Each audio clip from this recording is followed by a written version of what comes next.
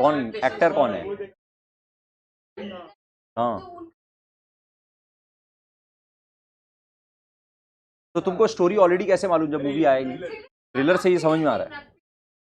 Okay, देखेंगे अभी अपने स्टार्ट करने वाले हैं accounting standard 10, property plant and equipment.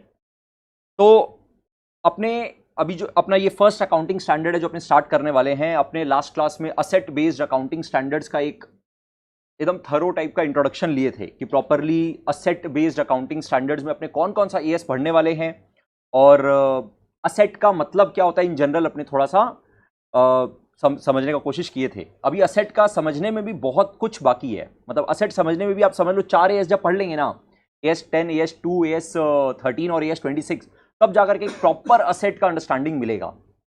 ठीक है, बट अभी अपने ये एएस 10 स्टार्ट करने के पहले एक बात और बता रहे हैं कि कोई भी अकाउंटिंग स्टैंडर्ड 4 चीज के बारे में गाइडेंस देता है। 4 चीज में से कोई एक चीज का गाइडेंस दे सकता है या चारों चीज का गाइडेंस दे सकता है। 4 चीज क्या क्या है सर? क्या तो वो रिकॉग्निशन के बारे में बात करेगा, अभी लिखना नहीं है, जब बोलेंगे तब लिखना। Recognition, measurement, presentation, disclosure. इसको हम लोग शॉर्ट में बोलते हैं RMPD। कोई भी अकाउंटिंग स्टैंडर्ड क्या तो इस बारे में बात करेगा कि किसी पर्टिकुलर असेट को या लायबिलिटी को या इनकम को या एक्सपेंस को कब रिकॉग्नाइज करना है, कितना अमाउंट रिकॉग्नाइज करना है, जब ईयर एंड आएगा तो बैलेंस शीट में कौन से वैल्यू पे मेजर करना है। तो ये हो गया वैल्यूएशन। पहला बात क्या बोला? रिकॉग्निशन, मतलब कब रिकॉर्ड करें, कब हम बोले कि ये मेरा असेट है, कब हम बोले कि ये मेरा लायबिलिटी है, इस बारे में बात करेगा कोई भी अकाउंटिंग स्टैंडर्ड। या फिर इस बारे में बात करेगा कि आप जब रिकॉर्ड करेंगे, रिकॉग्नाइज करेंगे, तो कितना अमाउंट रिकॉग्नाइज करेंगे, या फिर जब बैलेंस शीट बनाएंगे तो उस बैलेंस शीट में असेट को या लायबिलिटी को क्या वैल्यू दिखाएंगे, उस बारे में बात करेंगे। प्रेजेंटेशन का मतलब फाइनेंशियल स्टेटमेंट्स में उसको कैसे प्रेजेंट करेंगे, और उसके बारे में क्या कोई एडिशनल इंफॉर्मेशन और देने का जरूरत है क्या, तो उसका डिस्क्लोजर के बारे में बात करेंगे। कोई भी अकाउंटिंग स्टैंडर्ड ये 4 चीज के बारे में बात करता है।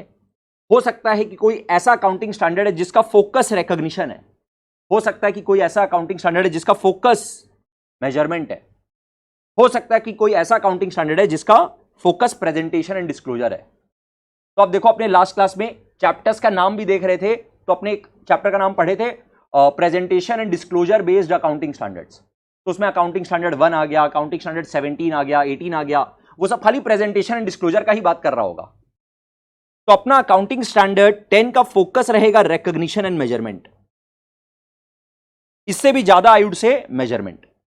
सर क्या ये प्रेजेंटेशन और डिस्क्लोजर के बारे में कुछ भी बात नहीं करेगा क्या? थोड़ा बहुत बात करेगा, एक दो पॉइंटर्स बताएगा, बट ये मेन अकाउंटिंग स्टैंडर्ड बना है किस चीज के लिए? कि प्रॉपर्टी प्लांट एंड इक्विपमेंट का रिकॉग्निशन कब करना है और कितना अमाउंट रिकॉग्नाइज करना है, और फाइनेंशियल स्टेटमेंट्स में बैलेंस शीट में कौन से वैल्यू पर आप इसको कैरी करोगे, प्रॉपर्टी प्लांट एंड इक्विपमेंट को। बात समझ में आया यहां तक? ओके, तो आप लोग अपने कॉपी में हेडिंग दोगे accounting standard 10, property plant and equipment.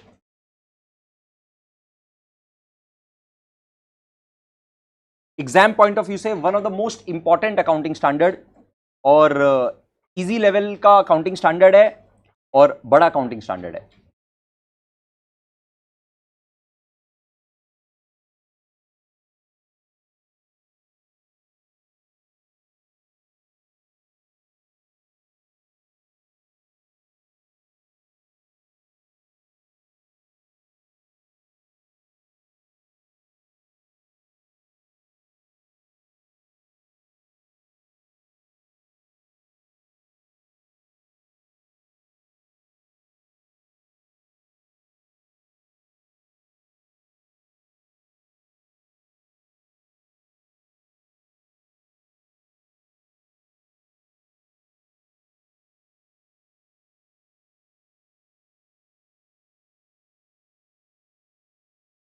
तो अपने लास्ट क्लास में बात की थी कि सर मेनली अकाउंटिंग स्टैंडर्ड्स जो है असेट से रिलेटेड, स्पेसिफिकली फॉरेन असेट 4 है। अकाउंटिंग स्टैंडर्ड 2 इन्वेंट्री के बारे में बात करता है। Accounting standard 10 property plant and equipment मतलब टेंजिबल असेट्स।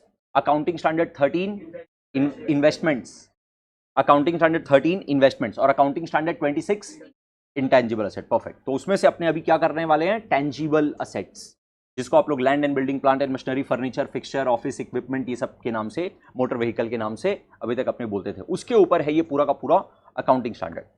सबसे पहले क्या किया, प्रॉपर्टी प्लांट एंड इक्विपमेंट को डिफाइन किया। ठीक है, अपने एक बार ये डेफिनेशन यहां पे देखने के पहले थोड़ा सा डिस्कशन कर रहे हैं। ठीक है, तो बताना, आप लोग बोलना, क्या ये पीपीई है या ये नहीं है पीपीई। ठीक है, असेट, पहला डिसीजन क्या लेना पड़ेगा कि असेट है या नहीं है, और अगर असेट है तो क्या ये पीपीई है, प्रॉपर्टी प्लांट एंड इक्विपमेंट है। अपने लास्ट क्लास में इसका हल्का फुल्का डिस्कशन कर चुके थे, आज इसके अंदर एकदम डीप जाना है। तो लैंड एंड बिल्डिंग अगर है किसी एंटिटी का तो बोलो वो क्या है, लैंड एंड बिल्डिंग अगर है, प्रॉपर्टी प्लांट एंड इक्विपमेंट उसको बोलेंगे लैंड एंड बिल्डिंग को। सर क्यों बोलेंगे, क्योंकि अगर क्वेश्चन में अगर और कुछ नहीं बोला तो हम लोग ये अज्यूम कर लेंगे कि it is used in the business. अगर आप बोलते हैं कि sir it is held for earning income by way of rental to others और फॉर कैपिटल अप्रिसिएशन, तब तो हम लोग उसको इन्वेस्टमेंट्स बोल देंगे। बट अगर आप हम लोग को बोलेंगे सिर्फ लैंड एंड बिल्डिंग तो हम लोग ये अज्यूम कर लेंगे कि it is held for use in the business, and अगर यूज्ड इन द बिजनेस है तो वो प्रॉपर्टी प्लांट एंड इक्विपमेंट है। Fine. Plant and machinery property plant and equipment है। ओके, अब आपके पास एक पेन ड्राइव है, पेन ड्राइव, उस पेन ड्राइव में सॉफ्टवेयर है, पेन ड्राइव है 500 रुपए का, उसमें जो सॉफ्टवेयर आप खरीदे हैं वो है 50,000 रुपए का। तो अब ये पेन ड्राइव बोलो असेट है या नहीं है, क्या ये प्रॉपर्टी प्लांट एंड इक्विपमेंट है।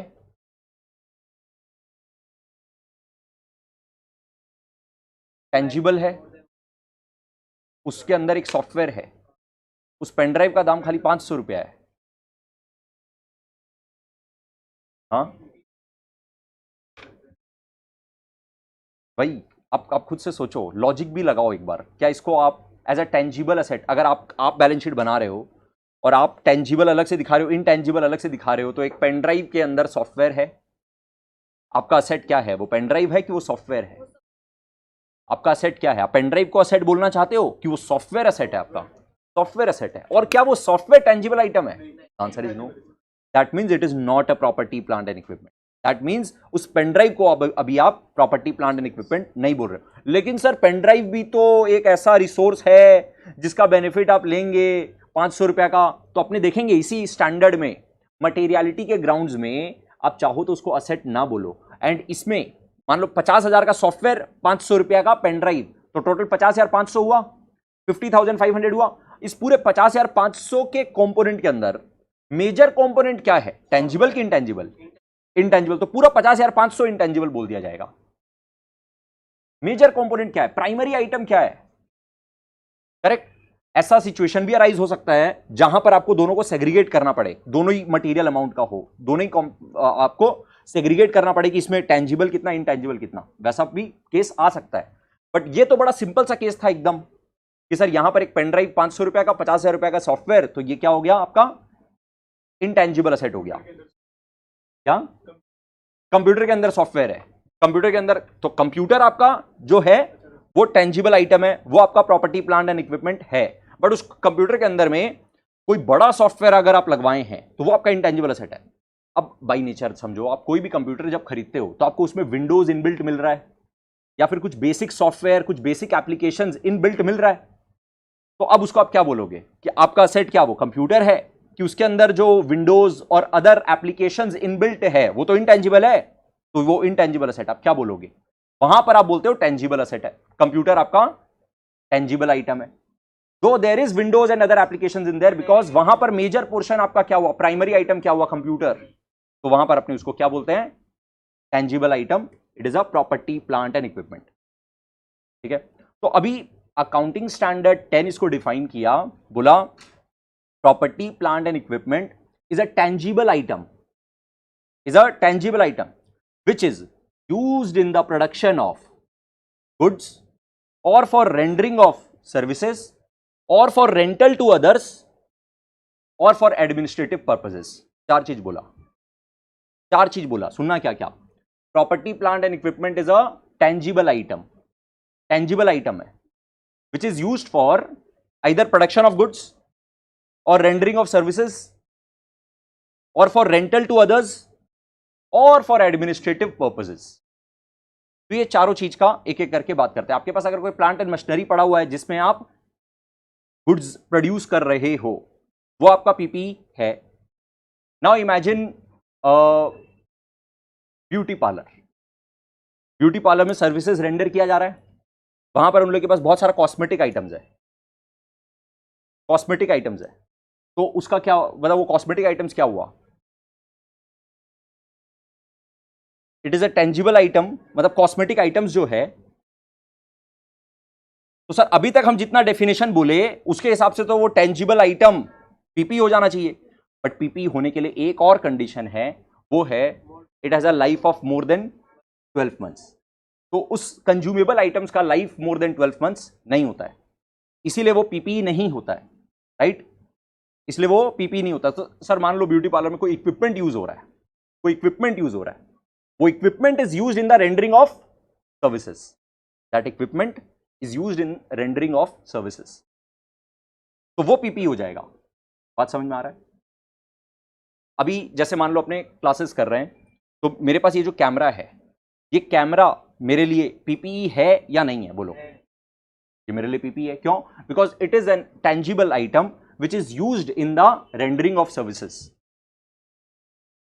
एकदम सिमिलरली जो लैपटॉप यूज कर रहे हैं, आईपैड यूज कर रहे हैं, कंप्यूटर यूज कर रहे हैं, प्रोजेक्टर यूज कर रहे हैं, ये सब कुछ टेंजिबल आइटम है. ये सब कुछ used in rendering of services है, और ये सब कुछ प्रॉपर्टी प्लांट एंड इक्विपमेंट है.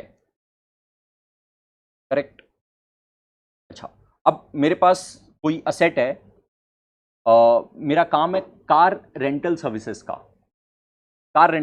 तो मेरे पास बहुत सारा इनोवा कार है, और वो इनोवा कार हम 2 दिन 3 दिन 5 दिन हफ्ता 10 दिन के लिए जैसे जैसे कस्टमर को चाहिए हम रेंट पे देते हैं. अब जो मेरे पास ये इतना सारा इनोवा कार्स पड़ा हुआ है, क्या ये मेरे लिए पीपीई है? सोचो. It is a tangible item. अच्छा, अब यहां पर क्वेश्चन ये आया कि सर वो तो इन्वेंट्री हो गया. इन्वेंट्री तब बोलेंगे when it is held for sale और कंजम्पशन. क्या वो आप बेच रहे हो? नहीं. राइट. आपको वीकेंड पे आपको कहीं पे जाना है 2-3 दिन के लिए, आपने इनोवा कार लिया और आप घूम के वापस से आए, वापस से गाड़ी मेरे पास है, अभी हम किसी दूसरे कस्टमर को देंगे. तो मेरे पास ये जो इतना सारा कार पड़ा हुआ है, ये सारा का सारा पीपीई हो गया.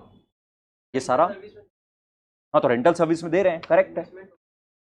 अच्छा, अब क्वेश्चन ये आया, वेरी गुड पॉइंट, कि सर लेकिन अभी आप थोड़ा देर पहले हम लोग को जब असेट्स बता रहे थे, अलग अलग टाइप का असेट्स बता रहे थे, तो उसमें आप बोले investments are asset held for earning income by way of interest, dividend, rent, और फॉर कैपिटल अप्रिसिएशन. तो ये तो रेंटल इनकम हो रहा है सर. वहां पर जब अपने अकाउंटिंग स्टैंडर्ड 13 पढ़ेंगे ना, तो उसमें अपने देखेंगे कि जो ऑलरेडी पीपी में कवर हो गया उसको एक्सक्लूड करके बात कर रहा है. तो सर वहां पर कौन सा वाला रेंटल इनकम का बात किया था? अकाउंटिंग स्टैंडर्ड 13 में. अकाउंटिंग स्टैंडर्ड 13 में जो रेंटल इनकम का बात किया ना, वो आपका, जैसे मान लो अभी हम क्या बोले, यहां पर आपका काम ही है कि आप रेंट पे देते हो गाड़ियों को. बट अगर आपको मान लो आपके पास कोई असेट है, आपका मेन काम क्या है? गारमेंट का काम है, गारमेंट मैन्युफैक्चर करते हो, गारमेंट सेल करते हो, और आपके पास इकट्ठा सरप्लस फंड जनरेट हुआ और आपने एक प्रॉपर्टी बना दिया, बिल्डिंग बना दिया, और वो बिल्डिंग अब आप रेंट पे दे रहे हो. That rental income is your covered in AS 13. Sir ये हम लोग सेग्रीगेशन कैसे करेंगे? वो जब AS 13 में जब हम लोग बात करेंगे, वहां पर एक्सक्लूजन्स पढ़ेंगे ना, तो उसमें क्लियर हो जाएगा AS 13 में क्या क्या ये लोग एक्सक्लूड कर रहा है. और यहां पर देखो, ये लोग इनफैक्ट जब अपने अकाउंटिंग स्टैंडर्ड 19 पढ़ेंगे, AS 19 का नाम ही है लीजेस.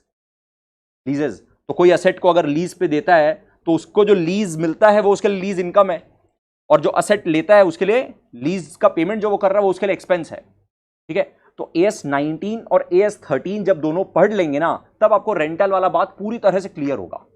अभी यहां पर एकदम सिंपल सा बेसिक सा बात समझो कि अगर किसी का कोई इक्विपमेंट को हायर पे देने का काम है, इक्विपमेंट्स है, हम सिर्फ हफ्ता 10 दिन 5 दिन के लिए कोई शोज वगैरह करा रहा है और उसको प्रोजेक्टर हायर पे चाहिए। मेरे पास बहुत सारा प्रोजेक्टर और साउंड सिस्टम हायर पे देने का ही काम करते हैं।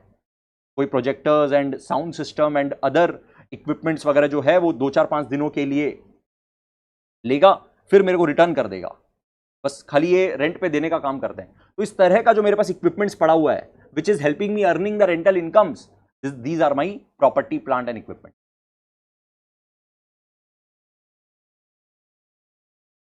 तो अगर मेरे पास कोई ऐसा टेंजिबल आइटम है जिसको हम गुड्स बनाने के काम में ले रहे हैं, या फिर सर्विस रेंडर करने के काम में ले रहे हैं, या फिर हम रेंटल इनकम कमाने के लिए दे रहे हैं, या फिर कोई एडमिनिस्ट्रेटिव पर्पस के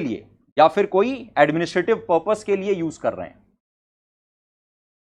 एडमिनिस्ट्रेटिव पर्पस मतलब सर टाटा स्टील का मेन प्लांट है कहां पर? जमशेदपुर में, टाटा नगर में। कलकत्ता में हेड ऑफिस है, ठीक है। तो अब जमशेदपुर में, टाटा नगर में जो प्लांट है वो plant and machinery is used in the production of goods, तो वो तो obviously property plant and equipment है ही। बट जो हेड ऑफिस है कोलकाता में, वो तो कोई प्रोडक्शन ऑफ गुड्स के काम में नहीं आ रहा है, और ना ही वो कोई रेंडरिंग ऑफ सर्विसेज के काम में आ रहा है, और ना ही वो कोई रेंटल टू अदर्स के काम में आ रहा है। हेड ऑफिस जो है कोलकाता में, बताओ वो प्रॉपर्टी प्लांट एंड इक्विपमेंट है या नहीं है? फिर से, टाटा स्टील का हेड ऑफिस है कोलकाता में। जो हेड ऑफिस है, हेड ऑफिस का जो बिल्डिंग है, उधर जो फर्नीचर है, उधर जो एयर कंडीशनर्स लगा हुआ है, उधर जो कंप्यूटर्स लगा हुआ है, और उधर जो इतना सारा असेट्स है, वो सब प्रोडक्शन ऑफ गुड्स के काम में नहीं आ रहा है, रेंटल टू अदर्स के काम में नहीं आ रहा है, ना ही वो कोई रेंडरिंग ऑफ सर्विसेज के काम में आ रहा है, बट वो सर एडमिनिस्ट्रेटिव के काम में आ रहा है, इसीलिए वो प्रॉपर्टी प्लांट एंड इक्विपमेंट। और एडमिनिस्ट्रेटिव का ना स्कोप बहुत बड़ा है। एडमिनिस्ट्रेटिव पर्पसेस जब बोला ना, अकाउंटिंग स्टैंडर्ड 10 जब बोला एडमिनिस्ट्रेटिव पर्पसेस, तो एडमिनिस्ट्रेटिव पर्पसेस का मतलब हो सकता है कि कोई सेलिंग एंड डिस्ट्रीब्यूशन का काम हो सकता है कि अकाउंट्स एंड फाइनेंस का काम हो सकता है कि कोई आपका ह्यूमन रिसोर्स के लिए कोई असेट इक्विपमेंट हो। मतलब आपने एक गाड़ी रख के रखा है, किस लिए? वो गाड़ी का काम है एम्प्लॉइज को घर ले जाना रात में, और सुबह पहले वापिस से ऑफिस ले आना। अब बोलो वो वाला गाड़ी क्या रेंटल टू अदर्स जा रहा है? नहीं। प्रोडक्शन ऑफ गुड्स भी नहीं हो रहा है, रेंडरिंग ऑफ सर्विसेज भी नहीं हो रहा है, और ना ही कोई ऑफिस का इक्विपमेंट है। ये भी एडमिनिस्ट्रेटिव पर्पस में कवर हो गया, क्योंकि ये वाला asset is allocated for human resource. तो even this is administrative purposes. Administrative purpose का स्कोप बहुत बड़ा है। जैसे ही अकाउंटिंग स्टैंडर्ड 10 ने एडमिनिस्ट्रेटिव पर्पस बोला ना, मतलब उसमें सब कुछ कवर कर लिया। अगर आपके पास कोई ऐसा असेट है जो गुड्स डिलीवर करने के काम में आ रहा है कस्टमर्स लोग को, उसका काम क्या है? खाली गुड्स डिलीवरी करके आएगा, ट्रांसपोर्ट व्हीकल है। या फिर कोई अकाउंट्स एंड फाइनेंस में काम में आ रहा है, अकाउंट्स एंड फाइनेंस में क्या काम में आ रहा होगा सर? हो सकता है कि नोट गिनने का मशीन हो सकता है एयर कंडीशनर्स लगाओ, हो सकता है computers and laptops and other equipments, printers वगैरह हो। ये सब कुछ प्रॉपर्टी प्लांट एंड इक्विपमेंट के डेफिनेशन में आ गया। बस एक और कंडीशन सेटिस्फाई होना पड़ेगा, वो है it has a life of more than 12 months, is expected to have a useful life of. Okay AC से सर याद आया, air conditioner property plant and equipment होगा क्या? हाँ,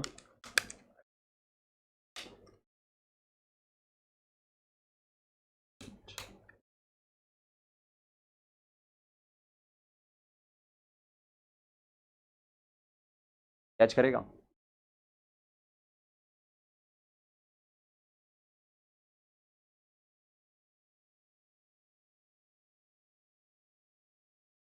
sir we are including almost all our assets in administrative purposes. हाँ, ऐसा ही इरादा है AS10 का, यही करना चाहता है AS10 कि अगर कोई टेंजिबल आइटम है और वो बिजनेस में यूज हो रहा है, अगर कोई टेंजिबल आइटम है और वो बिजनेस में यूज हो रहा है, तो वो PPE है। इतना शॉर्ट में अगर हम बोले तो यही आइडिया है AS10 का। थोड़ा सा और एग्जांपल लेते हैं। मान लो एक केमिकल प्लांट है, उस केमिकल प्लांट में बहुत भयंकर पोल्यूशन होता है, एयर पोल्यूशन एंड कंटामिनेट होता है वहां पे जो अगल बगल में वाटर बॉडीज है वो सब भी भयंकर कंटामिनेट हो सकता है, ऐसा एमिशंस होता है उस केमिकल प्लांट से। अब इतना हार्मफुल केमिकल्स एमिट हो और पॉल्यूशन क्रिएट करे, इसके लिए वो फैक्ट्री क्या करता है, वो एंटिटी क्या करता है, एक इक्विपमेंट लगाता है जिसके वजह से वो केमिकल्स ना फिल्टर हो करके एनवायरनमेंट में जाता है, उसके वजह से एनवायरनमेंट प्रोटेक्ट हो जाता है, एनवायरनमेंट थोड़ा कम डैमेज होता है, राइट। उस इक्विपमेंट का जिससे वो फिल्टर हो रहा है, चिमनी मान लो एक बार के लिए, चिमनी का क्या काम है सर, जो हार्मफुल केमिकल्स एमिट हो रहा है उसको फिल्टर कर दे, उसका कंपोजिशन बदल दे सो दैट वो एनवायरनमेंट को कम हार्म करे, करेक्ट। उस इक्विपमेंट का लग गया 5 लाख रुपया, क्या वो इक्विपमेंट प्रोडक्शन ऑफ गुड्स के काम में आ रहा है? क्या वो इक्विपमेंट जो एनवायरनमेंट बचाने के लिए लगाया गया है, क्या वो प्रोडक्शन ऑफ गुड्स के काम में आ रहा है? नो। क्या वो रेंडरिंग ऑफ सर्विसेज के काम में आ रहा है? नहीं। क्या वो रेंटल टू अदर्स है? नो। क्या वो एडमिनिस्ट्रेटिव पर्पस है? एडमिन क्या हुआ इसमें? It is used in the business, correct है, गॉट योर पॉइंट। बट ये तो एनवायरमेंटल कॉज है, सोशल कॉज है, फर्दर इकोनॉमिक, इसमें तो सर फ्यूचर इकोनॉमिक बेनिफिट भी कुछ नहीं मिल रहा है। 5 लाख रुपए का मशीन लगाया, 10 साल चलेगा, फिर हटाओ वापिस से लगाओ, ये तो बेचारा सेवा कर रहा है फैक्ट्री।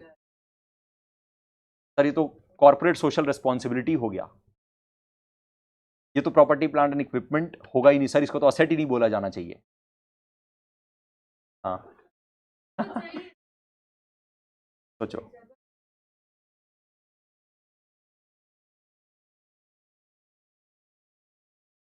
लॉज अलाउ नहीं करेगा। अगर ऐसा है, मान लो, चलो उनका पॉइंट लेते हैं कि लॉ अलाउ ही नहीं करेगा सर, गवर्नमेंट बोलेगा, सरकार बोलेगा, लॉ है कि अगर आप ये केमिकल प्लांट बिठाते हो तो आपको ये इक्विपमेंट लगाना ही पड़ेगा। अगर लॉ है ऐसा, अगर ऐसा लॉ है तो इसका मतलब क्या हो गया? इसका मतलब ये हो गया कि अगर आप वो चिमनी नहीं लगाओगे, वो इक्विपमेंट अगर नहीं लगाओगे, तो आप बाकी सारा प्लांट एंड मशीनरी भी यूज नहीं कर सकोगे। That means it is enabling, that equipment is enabling the other assets to function and generate future economic benefit. So indirectly that asset is also helping in generate future economic benefit, so it is a property, plant and equipment. But अगर law नहीं है, खुद से लगा रहे हैं, तो भी उसको बोलता है इनेबलर असेट। कोई जरूरी नहीं है लॉ ही बोलेगा आपको कि ऐसा करना पड़ेगा। क्या खुद से एक बिजनेस एंटिटी ये इतना सोशली साउंड नहीं हो सकता है क्या, मोरली साउंड नहीं हो सकता है क्या कि भाई एनवायरनमेंट को हार्म नहीं करना है, यह सेट मेरे को लगाना है, क्यों? क्योंकि मेरे को बाकी इक्विपमेंट्स इस तरह से यूज करना है कि वो एनवायरनमेंट को हार्म ना करे, और अगर हम ये नहीं लगाएंगे तो फिर हम बाकी एसेट भी यूज नहीं कर पाएंगे मोरल ग्राउंड्स पर ही, तब भी वो एसेट है। अरे भाई लॉजिक तो वही है ना कि it enables, that equipment enables other assets to produce goods, तो it is called enabler asset. Enabler asset आपने इसको शॉर्ट में क्या बोलेंगे? Enabler asset. तो अगर कोई ऐसा इनेबलर एसेट है तो वो भी आपका प्रॉपर्टी, प्लांट एंड इक्विपमेंट है, वो भी आपका पीपीई है। अब एक बार फिर से इसको समराइज करते हैं, पूरे डेफिनेशन को आराम से सुनना, लर्न करने का तो कोशिश बिल्कुल भी एक भी चीज मत करना, जस्ट आपको कॉन्सेप्ट का अंडरस्टैंडिंग होना चाहिए और थोड़ा आंसर्स का लिखने का प्रैक्टिस करेंगे तो अपने आप एकदम आपका आराम से आंसर्स निकल के आएगा। ठीक है, हल्का फुल्का प्रैक्टिस देखो, बार बार चाहिएगा। हाँ हाँ पूछना।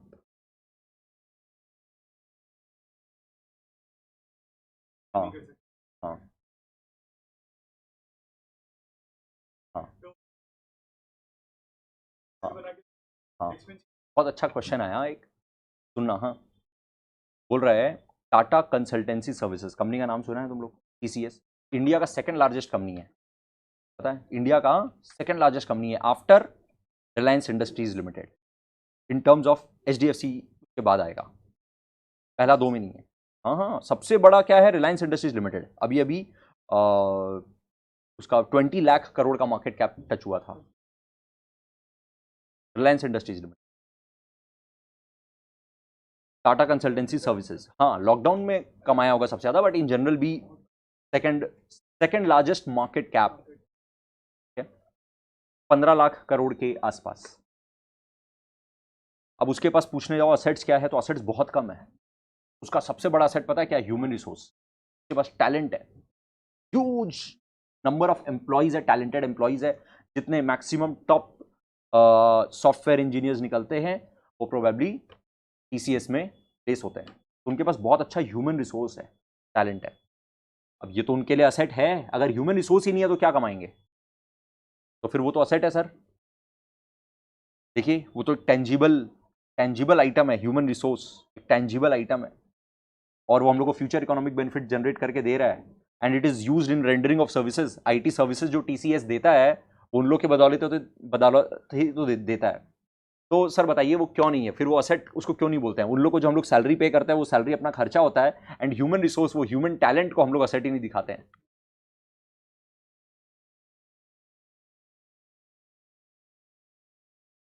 ना बोले ना, उसके अंदर आंसर है। अभी तक हम जितना बता चुके हैं उसके अंदर आंसर है, तो उसमें नया चीज देखने का जरूरत नहीं है। अकाउंट बोलता है मॉनिटरी टर्म्स में वैल्यू नहीं कर सकता है इंसान को, नहीं ये रीजन नहीं है। अगर आप कभी बचपन में अगर ये सुने थे कि बिकॉज ह्यूमन रिसोर्स को आप मॉनिटरी टर्म्स में मेजर नहीं कर सकते इसलिए वो असेट नहीं है, तो ये आप गलत सुने थे। अभी बताएंगे इसका लॉजिक। अपने अपने असेट का डेफिनेशन पढ़े थे, इसको असेट के डेफिनेशन में फिट कर दो खाली। Asset is a resource, asset is a resource framework के हिसाब से असेट का डेफिनेशन कॉपी में लिखा हुआ आप लोग के। असेट पढ़ो, एक बार डेफिनेशन पढ़ो और बोलो उस डेफिनेशन में कौन सा पॉइंट के वजह से ह्यूमन रिसोर्स आपका असेट नहीं है अभी तक। Human resource is not an asset, why? उस असेट को पढ़ के बताओ, असेट के डेफिनेशन को पढ़ के बताओ कि डेफिनेशन में क्या चीज ऐसा है जो ह्यूमन रिसोर्स को इंक्लूड नहीं कर रहा।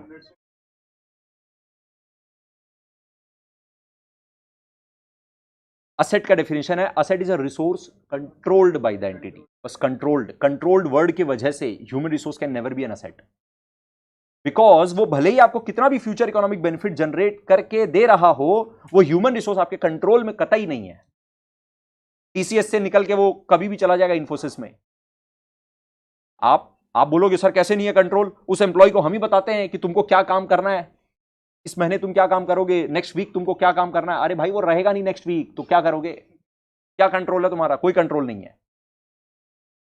जियो, रिलायंस जियो आया, भयंकर हैवी एडवर्टीजमेंट एक्सपेंडिचर किया। स्टार्टिंग में शुरू में सबको वो फ्री डेटा पैक दिया, कॉल करो जितना कॉल करना है करो, जितना डेटा यूज करना है करो, कोई चार्जेस ही नहीं ले रहा था डेटा का, फ्री में इंटरनेट दे रहा था। तो हैवी एडवर्टीजमेंट एक्सपेंडिचर किया, इसके वजह से बोलो उसको फ्यूचर इकोनॉमिक बेनिफिट मिला कि नहीं मिला? मिला, भयंकर मिला। आज के दिन अभी सेकंड लार्जेस्ट टेलीकॉम कंपनी बन गया इंडिया का। भारतीय एयरटेल के नाक में दम करके रखा है, एकदम पीछे पड़ा हुआ है उसके, एकदम नेक टू नेक चल रहा है। सब्सक्राइबर बेस इंक्रीज हो रहा है, ज्यादा जियो का, एयरटेल का कम हो रहा है। वोडाफोन तो बाहर हो गया, वोडाफोन को तो मान लो वो तो सर्वाइवल के लिए लड़ रहा बेचारा, राइट? हाँ, तो अब सोचो फ्यूचर इकोनॉमिक बेनिफिट उस एडवर्टीजमेंट एक्सपेंडिचर के वजह से भयंकर वाला मिला, लेकिन वो फिर भी यहां पे फ्यूचर इकोनॉमिक बेनिफिट देने के बाद भी वो असेट नहीं है, वो advertisement expenditure, because there is no resource which is controlled. कोई ऐसा रिसोर्स जनरेट नहीं हुआ जिसके ऊपर आपका कंट्रोल हो। आपको फ्यूचर इकोनॉमिक बेनिफिट मिल जाएगा, ट्रू, बट आपको कितना मिलेगा, मिलेगा नहीं मिलेगा, कोई और आ जाएगा, कोई और नया ऑफर ला देगा, ये क्या आपके कंट्रोल में है? नहीं है। तो there is no resource which is controlled by the entity, and that's why उसको अपने असेट नहीं बोले। तो ह्यूमन रिसोर्स के केस में भी यही है, human resource is not under the control, तो असेट के डेफिनेशन में ही नहीं आ पा रहा है, राइट? टेंजिबल आइटम तो बोला। अब यहां पर पीपी के डेफिनेशन में अकाउंटिंग स्टैंडर्ड 10 को अब ये नहीं बोलना पड़ेगा, यहां पे क्या बोला? पीपी या टेंजिबल असेट्स। तो पहले तो असेट का डेफिनेशन में तो पास होना ही चाहिए। अगर वो असेट ही नहीं है तो पीपी में आने का सवाल ही नहीं उठता है, राइट? इसको 4 पार्ट में अब हम लोग को बोलना है डेफिनेशन को। Property, plant and equipment are tangible items which is held for production of goods और रेंडरिंग ऑफ सर्विसेज और फॉर रेंटल टू अदर्स और फॉर एडमिनिस्ट्रेटिव पर्पसेस।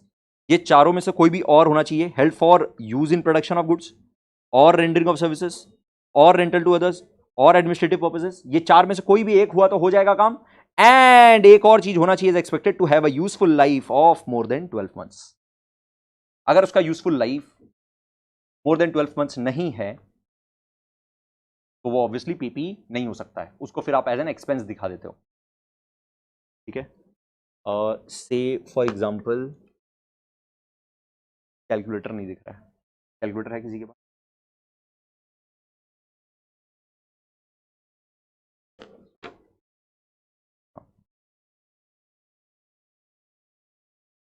देखो ये कैलकुलेटर है, 500 रुपए में खरीदे, 500 रुपए में खरीदे। अब ये एक टेंजिबल आइटम है and it is used in administrative purposes and it has a life of more than 12 months. बोलो यस और नो, का लाइफ मोर देन 12 मंथ्स है या नहीं है? है। फिर बोलो ये प्रॉपर्टी प्लांट एंड इक्विपमेंट है या नहीं है? Very good. पहले तो ये बोलो ये पीपी है या नहीं है, बाय डेफिनेशन ये पीपी है या नहीं है? बाय डेफिनेशन ये एकदम पीपी है। बट यस 10 खुद भी बोलेगा और अपना बेसिक प्रिंसिपल्स भी बोलता है कि ऑन मटेरियलिटी ग्राउंड्स आप इसको प्रिंटिंग एंड स्टेशनरी एक्सपेंस दिखा सकते हो। बोलो कितना अच्छा लगेगा अगर रिलायंस इंडस्ट्रीज लिमिटेड अपने बैलेंस शीट में असेट्स दिखा रहा है, प्लांट एंड मशीनरी दिखा रहा है 14 लाख करोड़ एग्जाम्पल, और साथ में लिख रहा है कैलकुलेटर 500 रुपए। अच्छा लगेगा देख के? नहीं लगेगा ना, वो तो रुपीज इन करोड़ लिखता है, उस रुपीज इन करोड़ में ये डेसिमल में भी कहीं फॉल नहीं कर पाएगा। तो जब इतना ही मटेरियल आइटम है तो फिर आप चाहो तो as a management you can take a call कि it will not be shown as a PPE, it will be charge as printing and stationery नाम का खर्चा।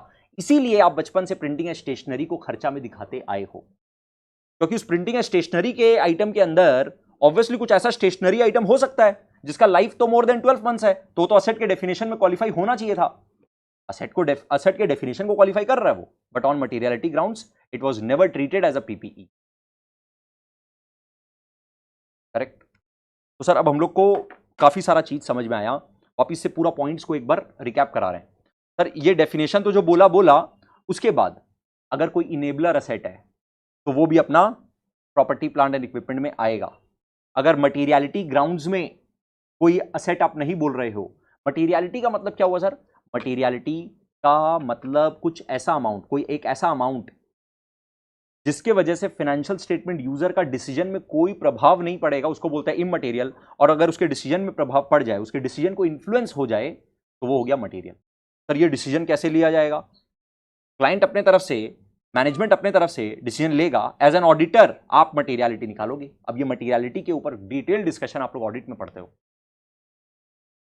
कि ऑडिट में एग्जैक्टली मटेरियलिटी कैसे डिसाइड होता है, मटेरियलिटी पे हम लोग अमाउंट पे कैसे अराइव करते हैं। Materiality is not just an amount, materiality can be nature of the item also, right? जैसे मान लो प्रिंटिंग एंड स्टेशनरी का खर्चा है 25,000 रुपया पूरा साल भर में। एक एंटिटी है जिसका सेल्स है 10 करोड़, सेल्स है 10 करोड़, प्रॉफिट वगैरह भी उसका आ रहा है अच्छा खासा, से फॉर एग्जांपल 80 लाख रुपया का प्रॉफिट आ रहा है, उसमें 25,000 रुपए का प्रिंटिंग एंड स्टेशनरी का खर्चा है out of lot of expenses, right? Salary का खर्चा है, रेंट का खर्चा, जनरल एक्सपेंसेस है, प्रिंटिंग एंड स्टेशनरी भी उसमें 25,000 है। अब ये 25,000 कोई मटेरियल अमाउंट नहीं है, इसको अलग से दिखाने का जरूरत है क्या? The answer is no. But मान लो लीगल एक्सपेंसेस भी लगा है 25,000 रुपए का, लीगल एक्सपेंसेस 25,000। लीगल एक्सपेंसेस क्या है? लॉयर फीस दी है, लॉयर को फीस दी है, 25,000 रुपए दी है। भाई अमाउंट अगर आप देखोगे तो 25,000 ही है सर, ये भी फिर मटेरियल नहीं है। लेकिन lawyer fees by nature material है, बाई नेचर मटेरियल है कि भाई आपको लॉयर का जरूरत ही क्यों पड़ा? क्या कोई लीगल केस चल रहा है क्या? क्या लीगल मैटर है बताइए थोड़ा? 25,000 लीगल फीस दे रहे हैं आप, लॉयर को फीस दे रहे हैं, तो by nature legal fees can be material. तो material is not always just an amount, it can be by nature of the item also material, right? Material का मतलब एकदम सिंपल है कि अगर कोई ऐसा अमाउंट है या फिर कोई ऐसा नेचर का आइटम है जिसके वजह से फाइनेंशियल स्टेटमेंट यूजर का डिसीजन इन्फ्लुएंस हो जाएगा, उसको बोलते हैं material, right? Which influences the economic decision making, it is material, right? तो अगर प्रिंटिंग एंड स्टेशनरी आपका इमटेरियल आइटम है तो फिर आप उसको किसी दूसरे खर्चे के साथ भी क्लब कर सकते हो, या फिर अगर आपका कोई ऐसा असेट है जो कि इतना मटेरियल नहीं है तो आप उसको असेट की तरह ट्रीट नहीं करके आप उसको एक्सपेंस भी दिखा सकते हो, करेक्ट? अच्छा, अब एक और चीज, मान लो एक एंटिटी है जो क्या करता है? मोल्ड यूज करता है, मोल्ड। मोल्ड का मतलब क्या हुआ, जो शेप दे रहा है किसी मटेरियल को, तो कंटेनर बनाता है, वो क्या करता है, कंटेनर बनाता है। कोई प्लास्टिक का कंटेनर हो गया या फिर कोई स्टील का कंटेनर हो गया, वो कंटेनर बनाता है। कोई मेटल का कंटेनर बना रहा है, उसका काम है कंटेनर बनाना। वो कंटेनर बनाने के लिए यूज करता है मोल्ड, मतलब उस पर्टिकुलर मेटल को या प्लास्टिक को शेप देगा। उसके बाद वो यूज करता है डाइज, जिससे वो उस पर्टिकुलर मोल्ड में डिजाइन वगैरह देगा। जैसे मान लो कोई ऐसा है कि ऑयल एंड घी सेल कर रहा है इन अ प्लास्टिक कंटेनर, से फॉर एग्जांपल, तो वो प्लास्टिक कंटेनर जिससे बनवा रहा है वो क्या करता है, पहले कंटेनर का शेप दिया, उसके बाद उस एंटिटी का ब्रांडिंग के लिए डाइज वगैरह यूज किया। तो मोल्ड अपने आप में, मोल्ड, अब उस एंटिटी के बारे में सोचो जो ये कंटेनर बना के बेच रहा है, उस एंटिटी के बारे में सोचो जो ये कंटेनर बना के बेच रहा है। अगर वो सिर्फ मोल्ड यूज करेगा ना, सिर्फ मोल्ड यूज करेगा ना, तो उसका इन्वेंट्री नहीं बिकेगा, कोई उसका इन्वेंट्री खरीदने वाला नहीं है। उसको मोल्ड से कंटेनर का शेप भी देना है, डाइज यूज करके उसका ब्रांडिंग भी देना है, और उसके बाद उसको पूरा प्रॉपर पैकेजिंग करके कंटेनर वगैरह सेल करना है। तो अलोन मोल्ड, मोल्ड अकेला कोई बहुत मटेरियल आइटम नहीं है। मान लो मोल्ड बनाने का जो मोल्ड जिससे बना रहे हैं ना, वो कोई बहुत मटेरियल आइटम नहीं है, और ना ही वो अकेला फ्यूचर इकोनॉमिक बेनिफिट जनरेट करके देने वाला है। उससे वो ज्यादा प्रोडक्शन ऑफ गुड्स वगैरह नहीं कर पाएगा। तो मटेरियलिटी ग्राउंड पे आप बोल सकते हो कि सर ये इतना मटेरियल नहीं है और ये अकेला इतना फ्यूचर इकोनॉमिक बेनिफिट दे नहीं पाएगा, तो शायद ये हमारा पीपीई नहीं है। लेकिन अगर यही mould and dies and other tools को यूज करके अगर हम एक साथ देखें, तो ये हमको बहुत सारा अच्छा खासा फ्यूचर इकोनॉमिक बेनिफिट दे रहा है, और ये तीनों मिलाकर के एग्रीगेट में एक बड़ा अमाउंट बन रहा है। फिर से इस एग्जांपल को सुनना, क्या क्या बोले, मोल्ड, टूल्स, डाइज। एक एंटिटी है जो कंटेनर बना के देता है, मोल्ड से वो मेटल का या प्लास्टिक का शेप बनाता है, अदर टूल्स वगैरह यूज करता है, फिर डाइज से ब्रांडिंग करता है। पर्टिकुलर डाइज को यूज करके हल्दीराम का प्रिंटिंग कर दिया एग्जांपल, से फॉर एग्जांपल कोई भी दूसरा ब्रांड का डाइज यूज करके प्रिंटिंग करता है। तो उसके पास ये तीन इक्विपमेंट है। ये तीनों इक्विपमेंट अपने आप में अमाउंट बहुत छोटा छोटा है, ज्यादा बड़ा अमाउंट नहीं है, और ये तीनों अपने आप में कोई ज्यादा फ्यूचर इकोनॉमिक बेनिफिट जनरेट करके भी नहीं देगा। बट अगर ये तीनों को आप इन एग्रीगेट देखोगे ना, तो ये अमाउंट मटेरियल बन जाता है, और ये हम लोग को फ्यूचर इकोनॉमिक बेनिफिट भी अच्छा खासा जनरेट करके देगा। तो इन एग्रीगेट भी इसको प्रॉपर्टी, प्लांट एंड इक्विपमेंट बोल सकते हैं। ये तीनों को मिला करके एक साथ, क्योंकि ये तीनों मिल करके तो आपको फ्यूचर इकोनॉमिक बेनिफिट जो दे रहा है वो सिग्निफिकेंट दे रहा है, और ये तीनों का मिला करके अमाउंट मटेरियल है। तो it can be treated as a property, plant and equipment. बहुत सारा बात ऑलरेडी हो गया। अब आप लोग क्या करो, कॉपी में ना फटाफट से ये वाला सिर्फ डेफिनेशन ऑफ पीपीई पहले लिखो। हाँ बोलो, बोलो। हाँ हाँ, 12,500 का लॉस आया। हाँ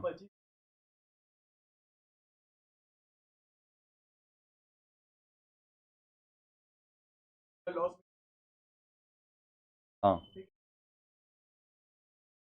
बहुत अच्छा क्वेश्चन है। सुनो क्वेश्चन क्या है। सब प्रॉफिट एंड लॉस अकाउंट देखिए, यहाँ पे प्रिंटिंग एंड स्टेशनरी, ये आप मान लीजिए कैलकुलेटर है, कैलकुलेटर है 25,000 का स्पेशल कैलकुलेटर है। प्रिंटर को आप प्रिंटिंग एंड स्टेशनरी बोल ही नहीं सकते हो, असेट ही बोलना पड़ेगा। मतलब बहुत इनसिग्निफिकेंट होना चाहिए ना, प्रिंटर तो असेट ही हो गया। या इसको कैलकुलेटर मत बोलो, सब प्रिंटिंग एंड स्टेशनरी है, इसके अंदर मल्टीपल कैलकुलेटर्स है। 25,000 रुपया, और यहां पर आपका आ गया नेट लॉस। अगर आप ये ना दिखाओ, अगर आप ये ना दिखाओ प्रिंटिंग एंड स्टेशनरी यहाँ पर, और आप बैलेंस शीट में आ जाओ और यहाँ पर आप कैलकुलेटर नाम का असेट दिखा दो, तो ये आपका नेट लॉस हट के नेट प्रॉफिट हो जाएगा 12,500। ये बात समझ में आ रहा है? केस समझ में आ रहा है कि क्वेश्चन क्या है? Sir net loss net profit में कन्वर्ट हो गया, ये सिनेरियो बनाया हुआ है। बट द पॉइंट इज कि आपको ये देखना पड़ेगा कि 25,000 रुपया जो है, अगर बहुत सारा calculator in aggregate significant amount है, मटेरियल अमाउंट है इस एंटिटी के लिए, तो फिर उसको असेट बोलो, तो फिर उसको असेट बोलो। पहला बात। दूसरा बात, सिर्फ कैलकुलेटर नहीं है अगर, बाकी और प्रिंटिंग स्टेशनरी का चुटपुट आइटम्स है जो जिसका लाइफ ही मोर देन 12 मंथ्स नहीं है। प्रिंटिंग स्टेशनरी पे तो बहुत सारा ऐसा भी तो आइटम होगा जिसका लाइफ ही मोर देन 12 मंथ्स नहीं है, तब तो वो तो पक्का ही एक्सपेंस है, तब तो वो तो पक्का ही एक्सपेंस है। बोलो यस और नो? तो वो तो एक्सपेंस लेना ही पड़ेगा। अगर अब मान लो कि सर ऐसा कुछ नहीं है, सिर्फ इसमें एक ही कैलकुलेटर है, 20,000 रुपया का तो हम लोग का नॉर्मल प्रिंटिंग स्टेशनरी का खर्चा है, 5,000 रुपया का कैलकुलेटर है, और वो 5,000 भी तो हमारे नेट लॉस को डिक्रीज कर रहा है।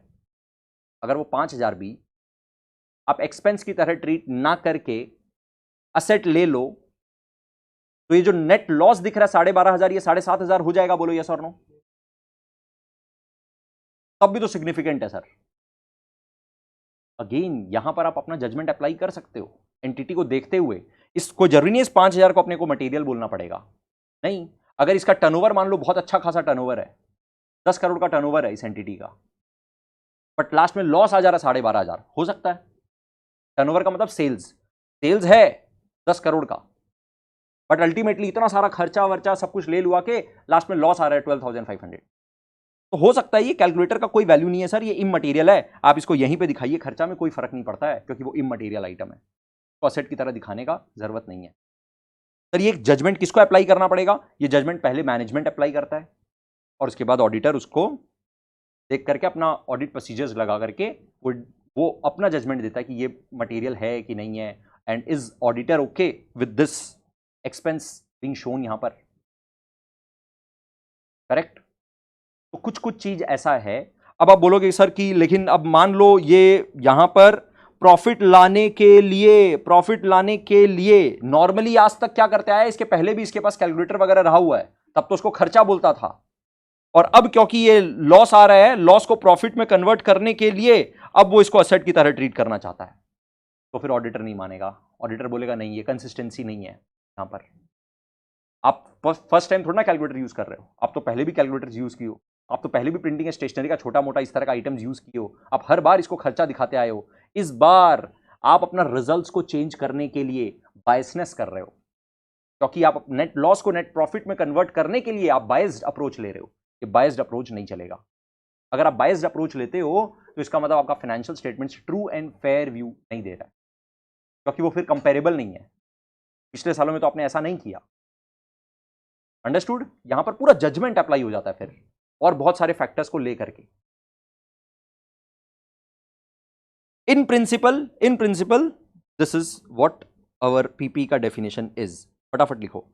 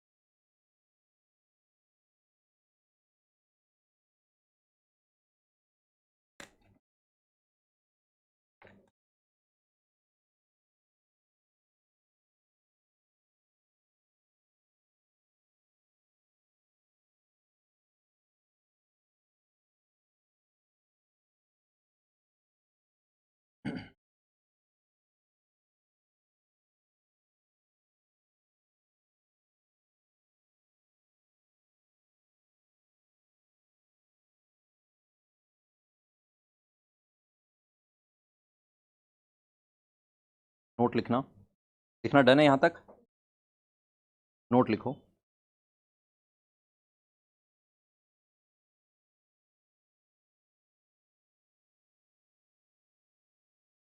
Enabler asset,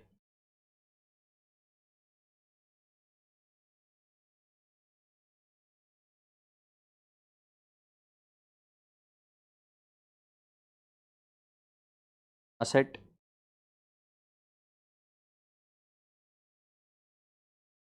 used for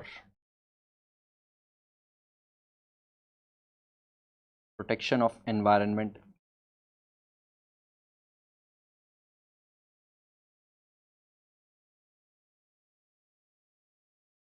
also treated as PE,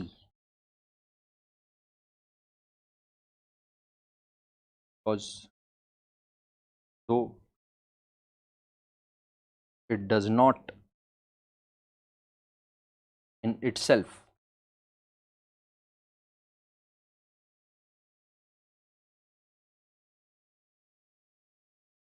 future economic benefit, जब भी अपने FEB बोलेंगे ना future economic benefit, because though it does not in itself generate future economic benefit, but it enables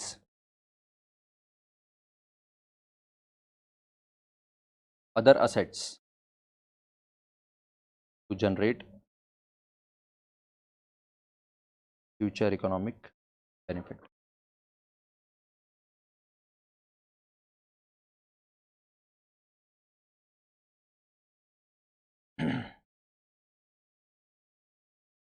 next लिखो,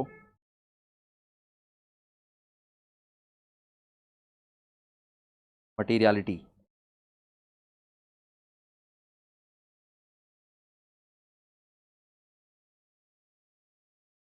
an asset may not be treated as property, plant and equipment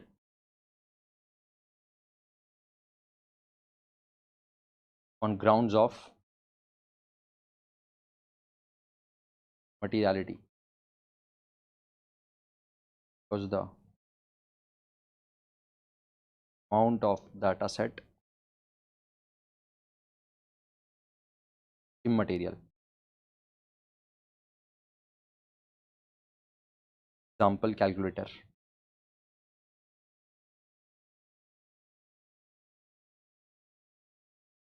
Calculator of rupees 500.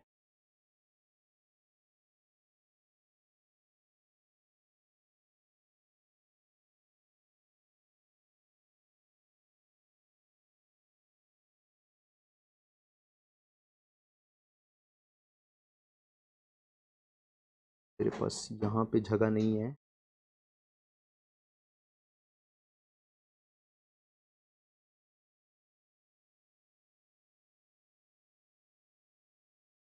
ये वाला एक aggregating heading देना, तीसरा heading देना aggregating, और ये वाला पॉइंट लिख लेना।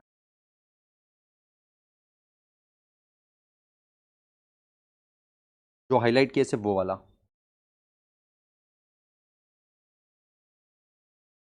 एग्रीगेटिंग,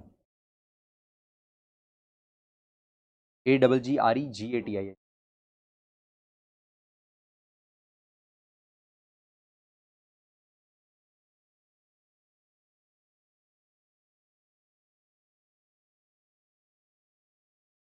आज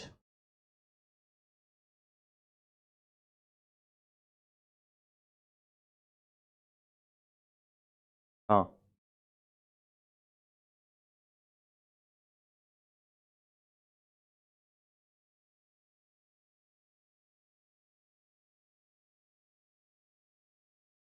जहाँ पे आप देख रहे हो ना वहाँ भी दिख जाएगा आज।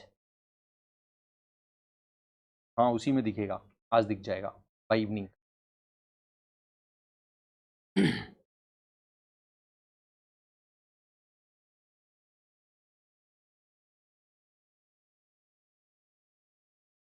DIES, डाइस, और उसका आई थिंक प्लूरल DICE का प्लूरल आई थिंक नहीं, ये आई थिंक ठीक है। ये रॉन्ग है। नहीं नहीं, पासा वाला डाइस नहीं बोले। अरे वो जो डाई यूज आता है ना, मतलब जो, नहीं नहीं, हम वो वाला डाइस भी नहीं बोल रहे हैं। हम डाइस क्या होता है कि जैसे जो शेप बनाता है ना, जैसे मान लो हल्दीराम का पैकेट है, हल्दीराम के पैकेट में जो प्रिंटिंग हो रहा है, वो प्रिंटिंग के लिए जो इक्विपमेंट यूज होता है उसको डाइस बोलते हैं। समझ रहे हो? शेप, जैसे जैसे ब्रांडिंग कर रहे हैं, कोई आप पैकेट खरीदे, उसमें ब्रांडिंग देख रहे हो कि लोगो वोगो बना हुआ है, कोई पैकेजिंग में कोई लोगो बना हुआ है, ये लोगो इसमें इस प्रिंट में इसमें कैसे प्रिंट हुआ, उसके लिए डाइज वगैरह यूज होता है, या फिर शेप देने के लिए, या फिर शेप देने के लिए टैम्प, टैम्प टाइप का।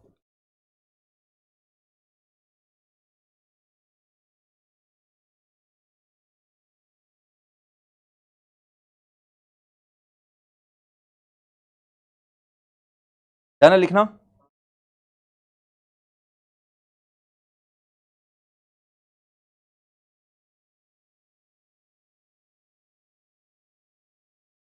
चलो अब इसके बाद अपने आ गए, AS10 is not applicable on biological assets का एक बात है, बट हम बायोलॉजिकल असेट्स में मूव करें उसके पहले मेरे को एक इमेजिन करो, एक scenario brings us to a interesting topic. ठीक है, इमेजिन करो, आंख बंद कर लो और ऐसे सोचो कि तुम खेत में हो, बहुत हरियाली है अगल बगल में। ठीक है, DDLJ मूवी, दिल वाले दुल्हनिया ले जाएंगे, शाहरुख खान, काजोल, और गाना बज रहा है कौन सा, तुझे देखा तो ये जाना सनम। ठीक है, एकदम मस्त गिटार बज रहा है।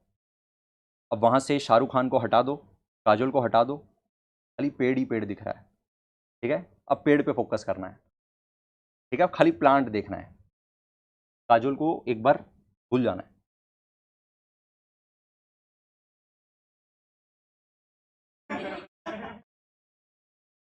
अब तुम्हें अलग अलग प्रकार के पेड़ दिख रहे हैं, प्लांट दिख रहे हैं।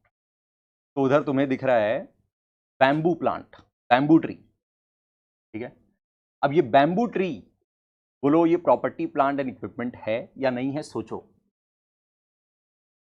उसके लिए जो फार्मिंग कर रहा है, जिसका खेत है, वो अलग अलग टाइप का खेती करता है, अलग अलग तरह का उसके पास प्लांट है, उसके लिए वो bamboo plant property plant and equipment है या नहीं है।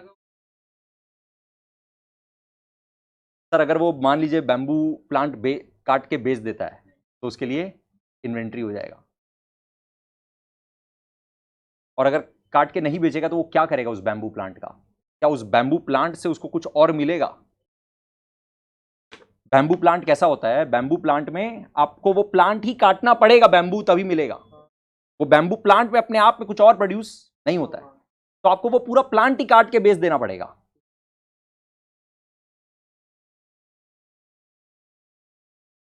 बोलो, तो ये बैम्बू ही काट के बेच दिए, तो क्या ये बैम्बू प्लांट कोई ऐसा असेट है विच इज प्रोड्यूसिंग कोई another goods for you? Bamboo plant ही आप काट के बेच दोगे, बट क्या बैम्बू प्लांट कोई ऐसा असेट है which is used in production of goods, rendering of services, और फॉर रेंटल टू अदर्स, और फॉर एडमिनिस्ट्रेटिव पर्पसेस? नहीं सर, वो बैम्बू प्लांट ही आप काट के बेच दोगे। आई एम सेइंग उस बैम्बू प्लांट का लाइफ 3 साल है। अब बोलो, बट सर बैम्बू प्लांट जो है उसका लाइफ भले ही मान लीजिए आप एक बार के लिए कि 3 साल है, तब भी आप वो पूरा का पूरा प्लांट ही आप काट के बेच दोगे। वो प्लांट अपने आप में एक प्रोडक्शन है, एक एग्रीकल्चर प्रोड्यूस है। वो बैम्बू प्लांट आपको कोई प्रोडक्शन करके नहीं दे रहा है, बैम्बू प्लांट अपने आप में कोई प्रॉपर्टी प्लांट एंड इक्विपमेंट नहीं है। अच्छा, चलो अब वहां पर है बाजरा का खेत, बाजरा समझ गए, व्हीट, मेज, राइस का खेत है, इतना सारा प्लांट। अब वो सब जो प्लांट्स है, वो सब बोलो उसका क्या होगा, वो प्रॉपर्टी प्लांट एंड इक्विपमेंट है या नहीं है? सर वो सब एनुअल क्रॉप्स है, एनुअल क्रॉप्स है। एनुअल क्रॉप्स का मतलब बस एक बार ही उसका खेती हुआ, सीजन आया, खेती हुआ, उसको काट के पूरा का पूरा बेच दिए, और आपको जब नेक्स्ट ईयर वापस से सीजन आएगा तो नेक्स्ट ईयर वापस से आपको उसका खेती करना पड़ेगा। ओके, तो वो भी आपका sir property plant and equipment नहीं है। Now come to mango plant. Mango plant कब आया? समझ में, समझ में लगा मैंगो फॉर से 3 to 4 months of a year. के बाद थोड़ा ना पूरा साल भर मैंगो मिलता रहेगा। बोलो ये प्रॉपर्टी प्लांट एंड इक्विपमेंट है या नहीं है? हाँ हाँ, mango tree property plant and equipment है क्या? हाँ, तो मैंगो का प्रोडक्शन किया समझ में 3-4 महीना के लिए, 3-4 महीना ही तो किया। पेड़ तो काट के नहीं बेच दिए ना, इसका लाइफ तो ज्यादा है सर। वापिस से नेक्स्ट ईयर फिर से समर आएगा, वापिस से ये मैंगो देगा, फिर 3-4 महीना तक देगा और वापिस से थर्ड ईयर में वापिस से आएगा सर। लेकिन क्या ऐसे आजीवन देता रहेगा? 5 साल 10 साल के बाद ये पेड़ क्या पता खराब हो जाएगा और उसके बाद इस पेड़ को काट के बेचना पड़ जाए तब? हाँ, हमको तो मतलब 1 साल से है सर ये डेफिनेशन में फिट करने के लिए। अब दूसरा साल में काट के बेचना पड़ गया, उससे क्या फर्क पड़ता है? तो प्रॉपर्टी प्लांट एंड इक्विपमेंट में डेफिनेशन में फिट करने के लिए सर, ये वाला जो मैंगो प्लांट है ना, ये एक ऐसा प्लांट है जो हम लोग को मैंगो प्रोड्यूस करके देता है, used in the production of mango, and it has a life of more than 12 months because again the next summer it will give us mango. Life of more than 12 months हो गया। तो ये property plant and equipment माना जाना चाहिए। अब मान लो management का इंटेंशन है कि हम ये मैंगो तो काट के बेचेंगे ही, और जैसे ही सीजन खत्म होगा ना पेड़ भी काट के बेच देंगे। मैनेजमेंट का इंटेंशन यही है, तब बोलो, तब फिर वो प्रॉपर्टी प्लांट एंड इक्विपमेंट एक अच्छा कॉन्सेप्ट अपना खत्म हो गया। ये कॉन्सेप्ट है बियरर प्लांट का, तो बोलते हैं बियरर प्लांट। अब सुनो, AS10 इतना सिंपल सा बात था, तुम लोग खुद बोल दिए, मेरे को एक भी आंसर नहीं देना पड़ा, तुम लोग आंसर दिए हो। हम तुम लोग का ही आंसर तुम लोग को एक बार समराइज करा देते हैं फट से। क्या बोला सर? अगर कोई ऐसा प्लांट है जो हम लोग को एग्रीकल्चरल प्रोड्यूस करके देता है और वो एग्रीकल्चरल प्रोड्यूस 1 साल से ज्यादा के लिए दे सकता है, और हम लोग का इरादा इस प्लांट को ही काट के बेच देने का नहीं है। 3 चीज बोले हैं प्लीज, बस यही 3 है, डेफिनेशन यही है सर। अगर कोई ऐसा प्लांट है जो हम लोग को एग्रीकल्चरल प्रोड्यूस देता है और वो हम लोग को एग्रीकल्चरल प्रोड्यूस 1 साल से ज्यादा के लिए दे सकता है, देने वाला है, एक्सपेक्टेड है, और हम लोग का इरादा नहीं है उस प्लांट को ही काट के बेच देने का, अगर ये 3 कंडीशन फुलफिल होता है तो ऐसे प्लांट को बोलते हैं बियरर प्लांट, और बियरर प्लांट अपना प्रॉपर्टी प्लांट एंड इक्विपमेंट है। बियरर प्लांट अपना प्रॉपर्टी प्लांट एंड इक्विपमेंट है। अब AS10 इस बात को किस तरह से पुट किया समझना। AS10 बोला PPE एक्सक्लूड्स। एक्सक्लूड्स का मतलब इनको हम इंक्लूड नहीं करते हैं। उसमें बोला बायोलॉजिकल असेट्स,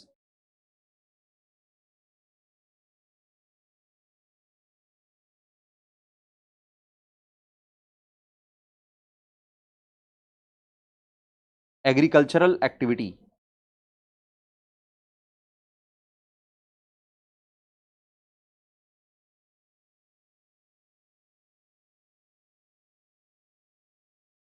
नहीं। फिर बोला अदर देन बियरर प्लांट।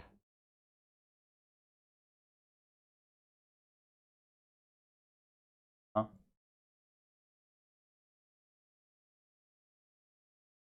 कहां जाएगा? मुंह धोने? ठीक, तो पक्का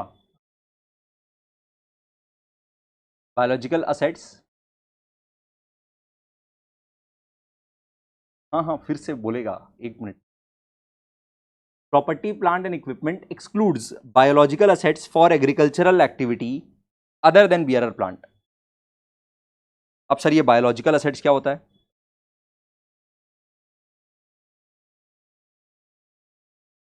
biological assets can be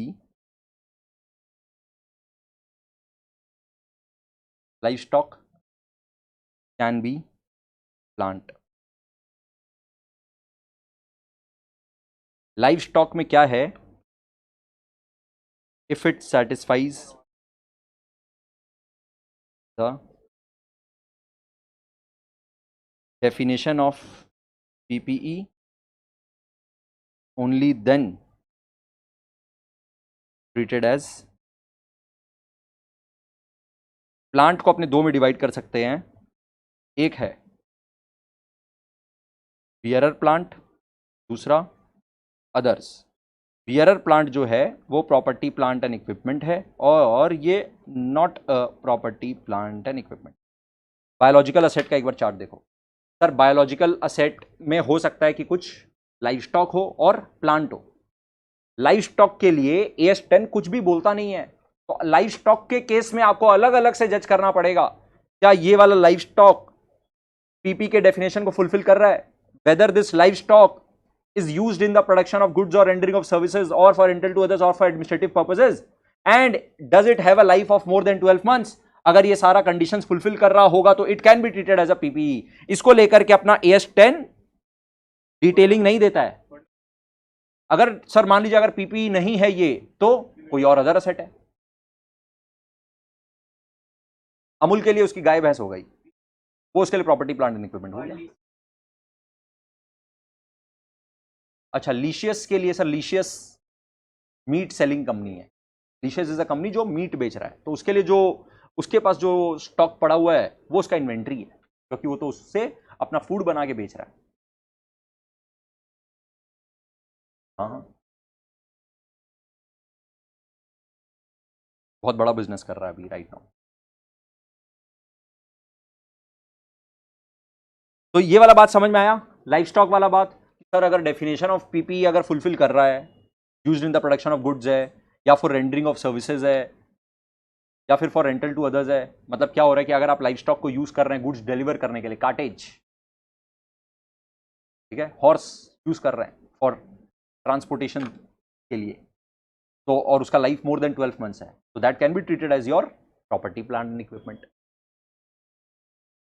racing के लिए यूज कर रहा है, तो is it used in the production of goods और रेंडरिंग ऑफ सर्विसेज और रेंटल टू अदर्स और for administrative purposes. Rental to others के लिए कर रहा है तो भी हो सकता है, करेक्ट, तब भी हो सकता है। तो लाइव स्टॉक का डिस्कशन नहीं है ज्यादा, मेन डिस्कशन सर यहां पे तो डेफिनेशन ऑफ पीपी कर रहा है कि नहीं कर रहा है वो डिसाइड करना है। सर इसके ऊपर भी तो लेकिन बहुत ज्यादा गाइडेंस का जरूरत पड़ता है। इसके ऊपर they are trying to formulate a accounting standard. Ind AS अपना है ऑलरेडी, इंड एस 41 है ऑलरेडी। इंड एस 41 का नाम है एग्रीकल्चर, जिसमें वो लोग प्लांट और लाइव स्टॉक दोनों को कवर कर रहे हैं, और उसके ऊपर एक अकाउंटिंग स्टैंडर्ड भी बनाया जा रहा है। वो तो जब जब आएगा तब बात करेंगे, अभी कोई पॉइंट ही नहीं है। हाँ, तो एज इट इज नहीं ला सकता है, उसमें थोड़ा ज़्यादा फेयर वैल्यूएशन का कॉन्सेप्ट है, तो वो एज इट इज नहीं ला सकता है, उसी में चेंजेस वेंजेस करके लाने में टाइम लगता है। अकाउंटिंग स्टैंडर्ड, कोई भी अकाउंटिंग स्टैंडर्ड कैसे आता है ना, इसको लेकर के भी अपना डिस्कशन है in the chapter introduction to accounting standard, कि कोई भी नया अकाउंटिंग स्टैंडर्ड जो आता है उसका आने का क्या प्रोसेस है, ये भी आप सीखोगे, ये भी आप सीखोगे, ठीक है। इंट्रोडक्शन टू एएस में, कि कोई भी नया एएस बना तो वो इतना इजी नहीं है ऐसे। अकाउंटिंग स्टैंडर्ड बोर्ड का मन हुआ आज सुबह उठा और बोला कि चल आज एक नया एएस बनाते हैं, ऐसे नहीं बनता है। वो तो बहुत सेकेंडरी बात हो गया। खाली आईसीएआई अपने लेवल पे जो एएस बनाता है ना, उसका भी लंबा प्रोसेस है, 8 स्टेप प्रोसेस है। पहले मेंबर्स के लिए मेंबर्स के सामने और बाकी इंडस्ट्री के सामने एक्सपोजर ड्राफ्ट निकालता है। एक्सपोजर ड्राफ्ट में अगर किसी को कोई कमेंट वगैरह करना है तो वो सब कमेंट वगैरह को आईसीआई को कंसीडर करना पड़ता है, एएसबी को कंसीडर करना पड़ता है, उसके बाद उसमें कोई चेंजेस करना पड़ता है। बहुत लंबा प्रोसेस है, वो अभी अपने डिटेल में बात नहीं कर रहा है, वो इंट्रोडक्शन टू एएस चैप्टर में होगा, ठीक है। तो लाइव स्टॉक वाला चीज अभी अपने डिस्कस नहीं कर रहे हैं, मेन आ जाओ प्लांट में।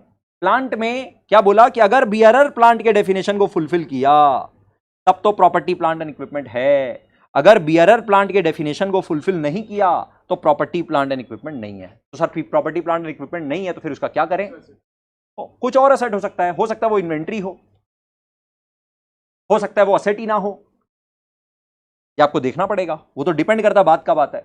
AS10 क्लियर कर दिया कि अगर बियरर प्लांट है तब तो पीपीई है, अदरवाइज पीपीई नहीं है।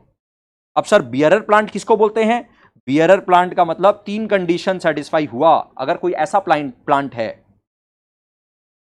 अगर कोई ऐसा प्लांट है जो 3 कंडीशन को फुलफिल करता है तब वो बियरर प्लांट है, अदरवाइज वो बियरर प्लांट नहीं है। तो 3 कंडीशन क्या क्या है बताइए जरा। एक, used in production of agricultural produce expected to bear the produce greater than 12 months, remote likelihood बताएंगे of being sold as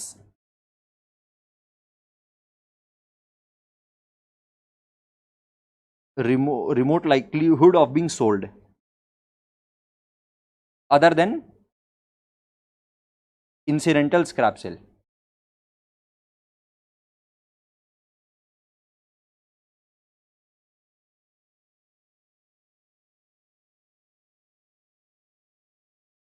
अगर ये तीन कंडीशन, कोई ऐसा प्लांट है जो ये तीन कंडीशन को फुलफिल करता है तो उसको बियरर प्लांट बोलते हैं, और अगर वो बियरर प्लांट है तो वो प्रॉपर्टी प्लांट एंड इक्विपमेंट है।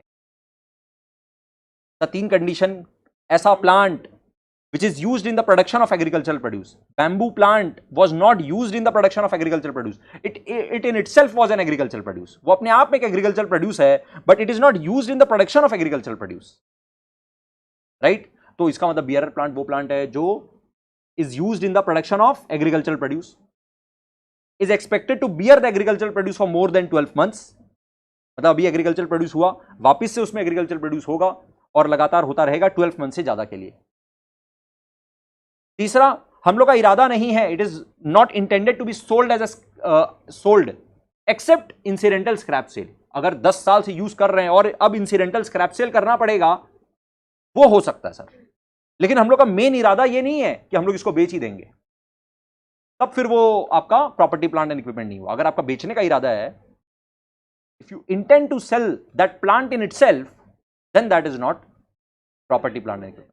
हाँ, लेकिन एक इंसिडेंटल स्क्रैप सेल करना पड़ा, उसके वजह से ये आप ये नहीं बोलोगे कि ये पीपी नहीं है, वो तो इंसिडेंटल स्क्रैप सेल है। अच्छा, पूरे अकाउंट्स में ना, पूरे अकाउंट्स में एक बात समझना, प्रोबेबिलिटी का बहुत बड़ा खेला है।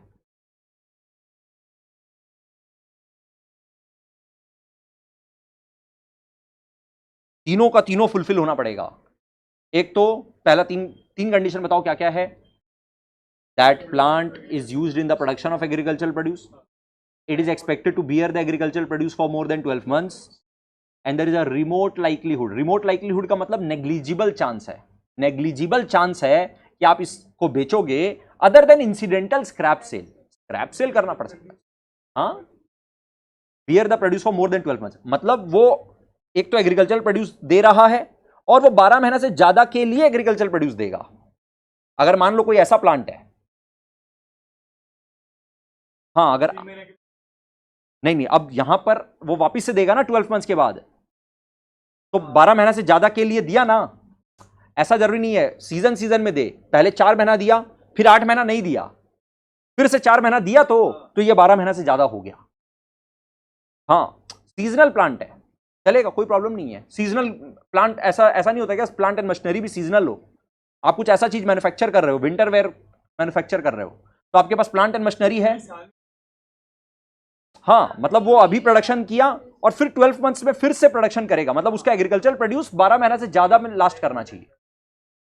अगर आप बोलते हो नहीं इसका लाइफ ही 6 महीना ही है सर, 8 महीना ही है, 10 महीना ही है, या फिर खाली 1 साल ही है, तब फिर वो पीपी नहीं हुआ। ऐसा कोई प्लांट है जिसका लाइफ ही 10 महीना होता है, तो फिर वो पीपी नहीं है। करेक्ट। अच्छा, अभी यहां पे एक चीज समझना, पूरे अकाउंट्स के लिए है, ये सिर्फ AS10 के लिए नहीं है।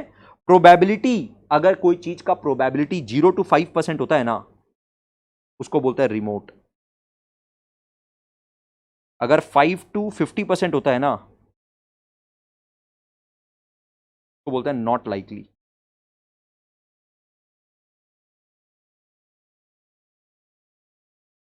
अगर 50 to 95% होता है ना, तो इसको बोलते हैं लाइकली। अगर 95 to 100% होता है ना, तो बोलता है वर्चुअली सर्टेन।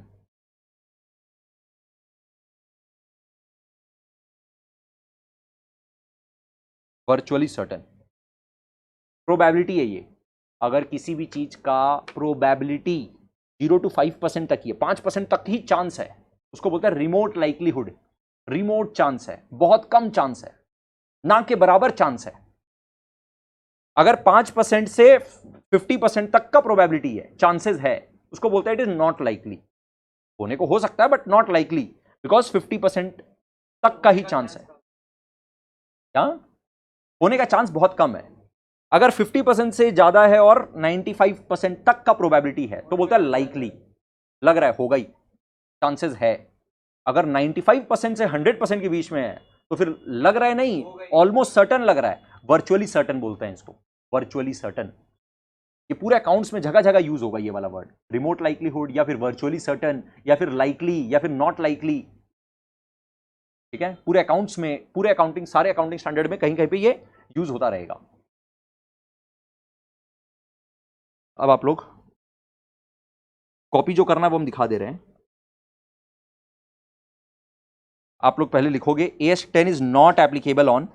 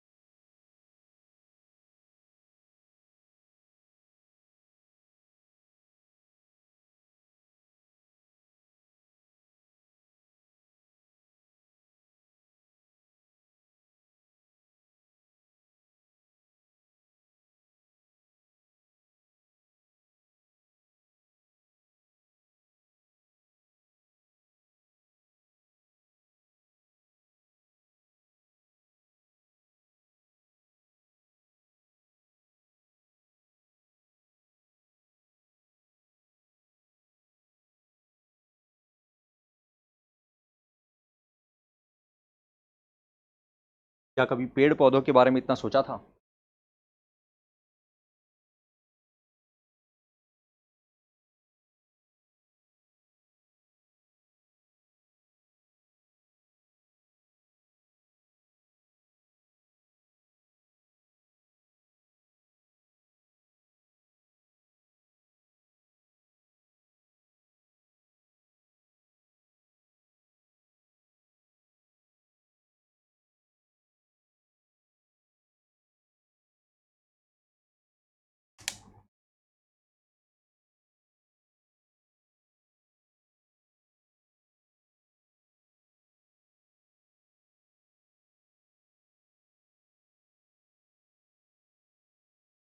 डन।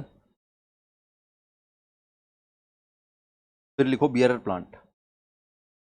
ये लिखना हुआ। AS10 is not applicable on, 2 point, इसमें अभी आपने सिर्फ पॉइंट ए डिस्कस किए हैं, पॉइंट बी छोटा सा पॉइंट है, उसको एक बार छोड़ो, बियरर प्लांट पहले लिखो।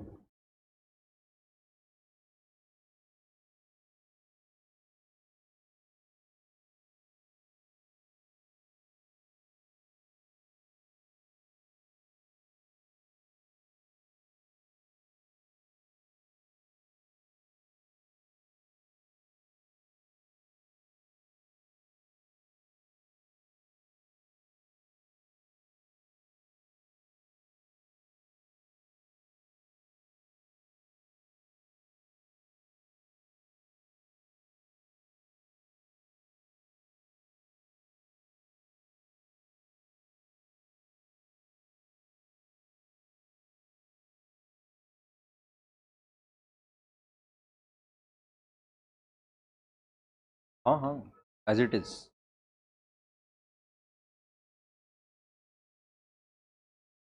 देखो कुछ कुछ चीज ऐसा होगा जो बुक में लिखा हुआ है, मटेरियल में भी लिखा हुआ है, इंस्टीट्यूट के मैट में भी है, मेरे मैट में भी है, बट फिर भी क्लास नोट्स में जाएगा, इतना भी इंपॉर्टेंट बात रहेगा, बिकॉज एग्जाम के टाइम पे जब रिवाइज करते हैं ना, तो सबसे हेल्पफुल क्लास नोट्स होता है।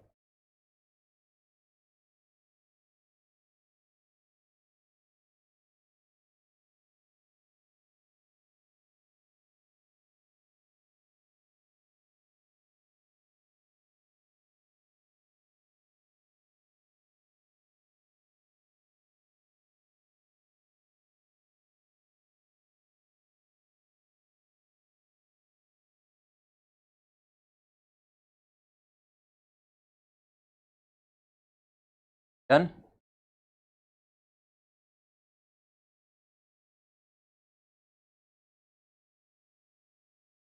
हाँ हाँ, ऑनलाइन गाइस कंफर्म कर देना। डन है क्या लिखना? और अभी तक कोई क्वेश्चन है तो पूछो, यहां तक एनी क्वेश्चन?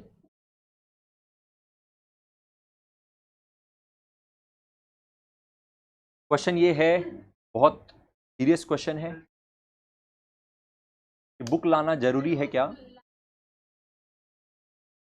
तो तुम लोग को 3 मॉड्यूल मिला है, 3 में से वो एक मॉड्यूल जो चैप्टर अपने कर रहे हैं ना, उसका मॉड्यूल लाना चाहिए, लाना चाहिए, लाना जरूरी ही है। मतलब क्या करना चाहता है? कौन से प्रोबेबिलिटी पे फॉल कर रहा है? Likely, likely. क्योंकि जैसे आज के क्लास में तुमको मटेरियल का जरूरत नहीं पड़ा, बट नेक्स्ट क्लास में जरूर पड़ेगा, बिकॉज आज कोई भी चैप्टर का जब पहला क्लास होगा ना, तो हाई चांस है कि तुमको जरूरत नहीं पड़ेगा, बट वो सेकंड क्लास में तो क्वेश्चन स्टार्ट हो जाएगा ना।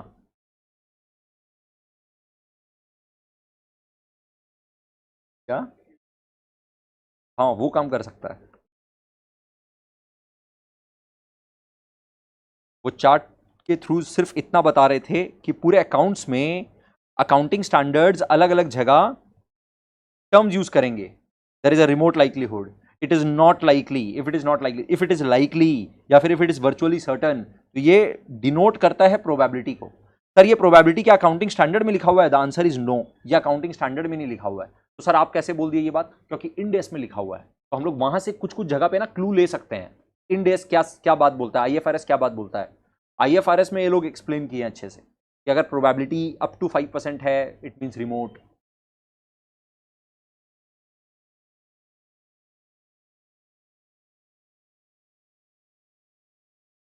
हाँ, तो अब तुम लोग के सामने क्वेश्चन है, whether the following are bearer plants. Answer देना। प्लांट कल्टीवेटेड, कल्टीवेटेड का मतलब पता है?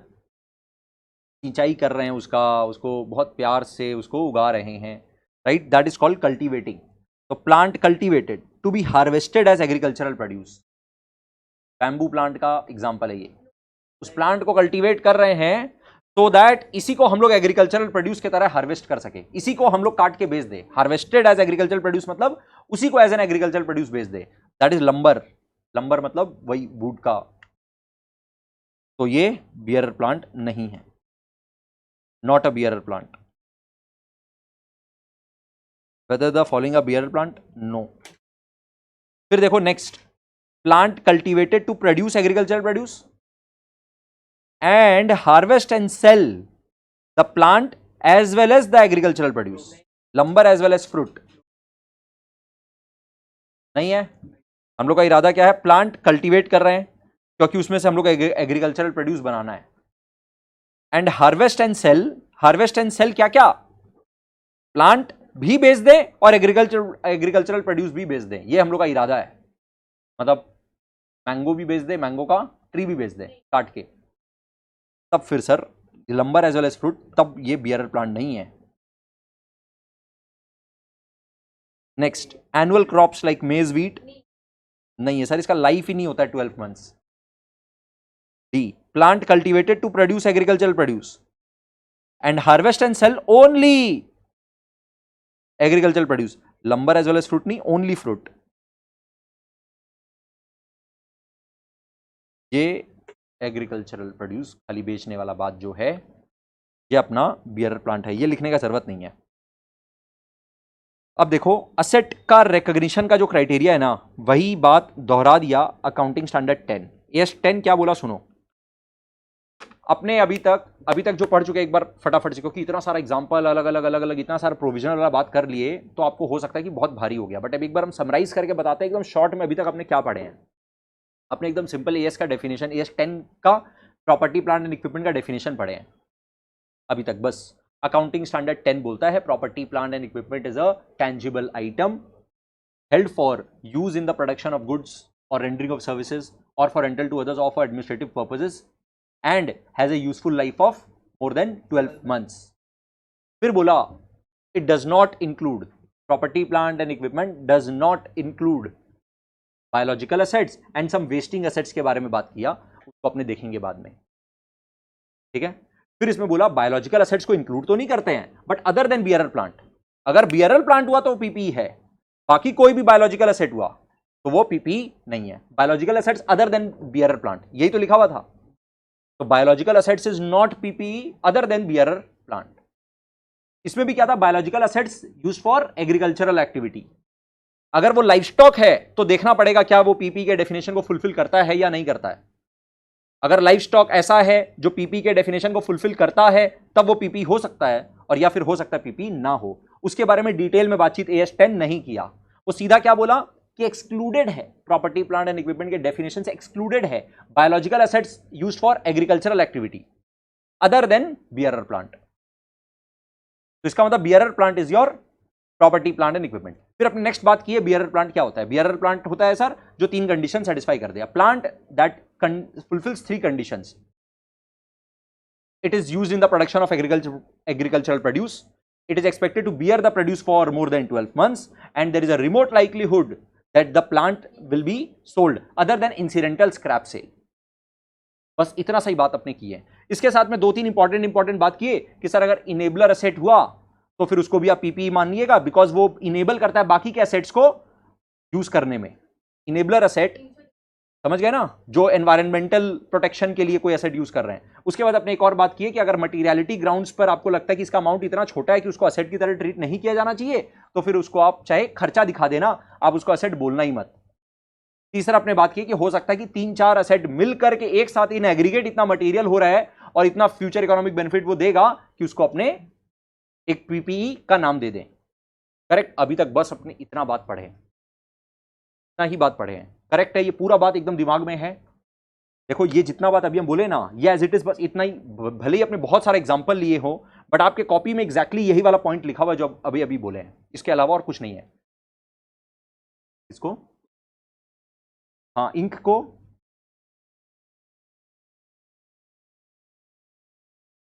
को क्या बोलना चाहता तुम बताओ। It is an asset, it is an asset क्या?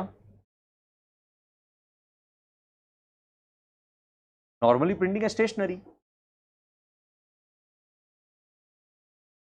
ओके, अब क्वेश्चन ये है, क्वेश्चन क्या है सुनो। क्वेश्चन ये है कि सर इंक, मान लीजिए प्रिंटर है आपका, प्रिंटर में आप इंक डाल रहे हैं, प्रिंटर में आप इंक डाल रहे हैं, तभी वो प्रिंटिंग करके दे रहा है, नहीं तो वो प्रिंटिंग ही नहीं करके देगा। तब फिर वो इनेबलर एसेट बोलिए उस इंक को। पहले तो एसेट का डेफिनेशन फुलफिल होना चाहिए। जिस इनेबलर एसेट का हम बात किए ना, जिस इनेबलर एसेट का हम बात किए इक्विपमेंट का, वो पहले एसेट का डेफिनेशन तो फुलफिल हो रहा है क्या वो देखो। Asset is a resource controlled by the entity which will help in generating future economic benefit and have more than 12 months, life इसका more than 12 months। ठीक है, इंक असेट ही नहीं है भाई, ink is a consumable item. और enabler को तुम अगर ऐसे देखोगे, इनेबलर को अगर तुम ऐसे देखोगे, तब फिर तुम क्या बोलोगे मालूम है, तब हर चीज ह्यूमन रिसोर्स भी फिर वहां पर वो हो गया। हाँ, इलेक्ट्रिसिटी, सर इलेक्ट्रिसिटी का बिल आ रहा है, अब इलेक्ट्रिसिटी का बिल मत दीजिए, देखिए इलेक्ट्रिसिटी बंद हो जाएगा, इलेक्ट्रिसिटी बंद हो जाएगा तो मशीन कहां से रन करेंगे, तब फिर तो गाड़ी के लिए पेट्रोल हो जाएगा। गाड़ी के लिए अगर पेट्रोल ही नहीं डालोगे तो गाड़ी कैसे चलेगा। जो कंज्यूमेबल आइटम्स है वो सब आपका सेट थोड़ी ना है, राइट। विराट कोहली के बैलेंस शीट में सर उसका बैट, उसका सेट होगा क्या? विराट कोहली का कंपनी है, मान लो विराट कोहली के कंपनी के नाम पर है। अरे एक मिनट रुक जाना, तुमको क्या लगता है चेन्नई सुपर किंग्स जो है तुम्हारा फेवरेट फ्रेंचाइज, अगर केकेआर नहीं है तो पक्का सीएसके है, और बहुत ज्यादा चांसेस है कि सीएसके ही है, ठीक है। तो अब ये सीएसके एक अपने आप में एक अलग एंटिटी है क्या सर को? हाँ, वर्चुअली सर्टेन है एक्चुअली सीएसके। तो धोनी का फैन फॉलोइंग इज जग जाहिर, बोलना क्या है। तो अब ये जो सीएसके ये एक अलग एंटिटी है, तो अब सीएसके जो एंटिटी है ये एक सेपरेट एंटिटी, अपना बुक्स ऑफ अकाउंट बनाता है सीएसके, प्रॉफिट बुक करता है, लॉस बुक करता है, लॉस तो होता ही नहीं, खैर बहुत भयंकर प्रॉफिट बुक करता है। तो अब इसके पास जो भी एसेट्स है, अगर इसके एसेट में बैट है तो अब बोलो ये एसेट है क्या? धोनी का बैट में आ गए हम लोग, देखो कोहली का फैन से हम लोग, धोनी के फैन में चले गए, ठीक है। तो बोलो ये बैड असेट है क्या? हाँ, it is used in providing services. Sir क्या सर्विस दे रहा है? गेम खेल रहा है, एंटरटेनमेंट प्रोवाइड कर रहा है। इंडियन प्रीमियर लीग क्या है? एंटरटेनमेंट सर्विसेज प्रोवाइड कर रहा है। फुटबॉल क्लब्स है, हाँ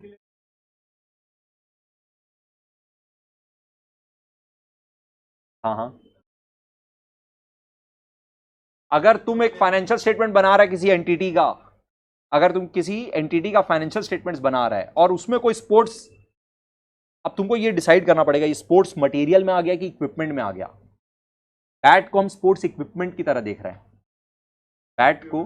अब ये अगर तुम क्रिकेट बॉल बोलेगा तो आई विल से कि it's sport material, it is a consumable item, इसको खर्चा बुक करो। अब तुम मतलब स्पेशल बात कर रहा है क्या कि सर मान लीजिए एक ऐसा बॉल है जिससे अश्विन ने 500 विकेट लिया, तुम उसी बात को फुटबॉल में बोल रहा हूं, यहां पे वापिस से क्रिकेट में लेके आ गए तुमको कि अश्विन ने 500 विकेट लिया उस बॉल से। अब वो बॉल स्पेशल हो गया, अगर उस बॉल को ऑक्शन किया जाए तो देखो कितना करोड़ों रुपया मिलेगा। तो फिर क्या वो सर बॉल असेट है? नहीं। हाँ, प्लेयर्स का ऑक्शन जो हो रहा है, चल तुम बोल, तुम्हारे टीम में एक प्लेयर है 20 लाख में खरीदा उस असेट को 2 सीजन से, उस प्लेयर का तुम आईपीएल का ऑक्शन बोल रहा है, ऑक्शन में उसका वैल्यू बढ़ गया। तुम फुटबॉल से हम तुमको क्रिकेट में लाना चाह रहा है ताकि सब कोई रिलेट कर पाए। हाँ,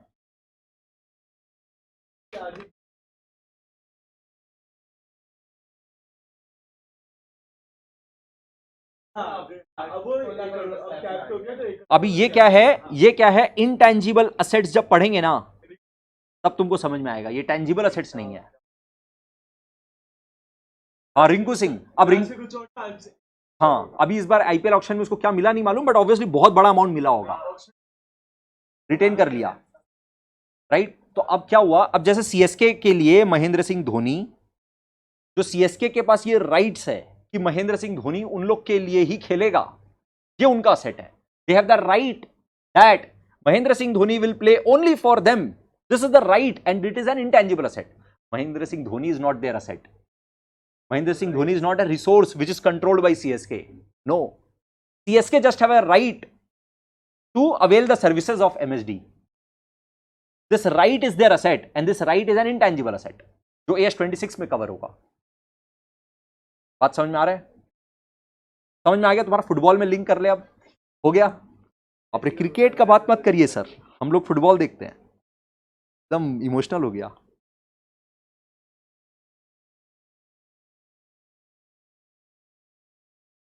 बहुत दूर है, कहां क्या सपना देख रहा है। अच्छा, अब अपने बात कर रहे हैं गाइस रिकॉग्निशन क्राइटेरिया। अभी तक हम लोग को यह समझ में आया कि असेट किसको बोलते हैं, अभी हम लोग को यह समझ में आया कि पीपी किसको बोलते हैं, और हम लोग को यह भी समझ में आया कि पीपी किसको नहीं बोलते हैं, ठीक है, यह बात क्लियर है। अब AS10 अपने को बता रहे हैं कि चलो आपको तो पता चल गया ये आपका असेट है, तो अब बुक्स में क्या रिकॉर्ड कर लें, क्वेश्चन ये है कि क्या रिकॉग्नाइज कर लें।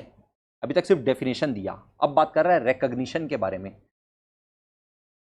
रिकॉग्निशन के बारे में, असेट तो है पर क्या रिकॉग्नाइज कर लें। तो AS10 बोला वेट, इतना हड़बड़ाओ मत, हड़बड़ाओ मत। बोला हम 2 क्राइटेरिया बता रहे हैं,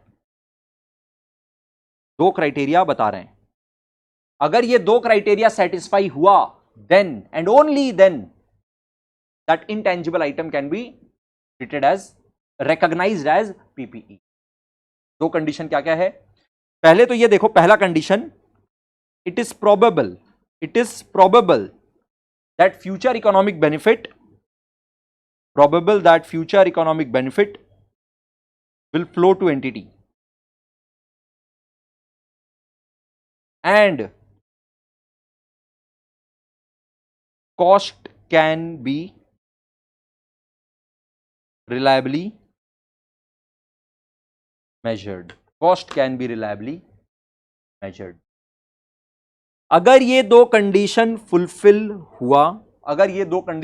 हुआ, तभी आप उसको प्रॉपर्टी, प्लांट एंड इक्विपमेंट की तरह रिकॉग्नाइज कर सकते हो, नहीं तो रिकॉर्ड नहीं कर सकते हो।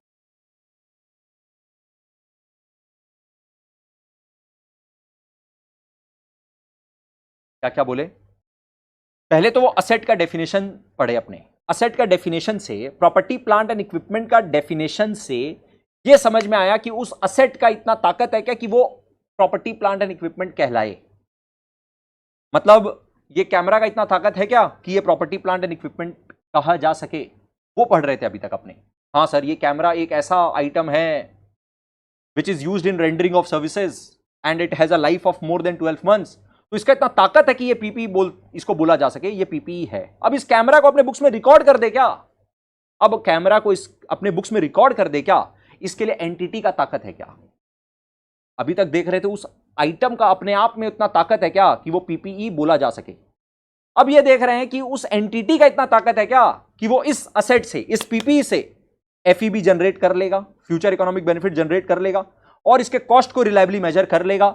अगर ये दो कंडीशन फुलफिल होगा तभी रिकॉग्नाइज करना, नहीं तो रिकॉग्नाइज मत करना। बात समझ में आ रहा है? मतलब से फॉर एग्जांपल कुछ, मतलब ये कैमरा मेरे को गिफ्ट में मिल गया, से फॉर एग्जांपल कैमरा गिफ्ट में मिला, तो क्या इसको हम असेट की तरह रिकॉर्ड कर लें?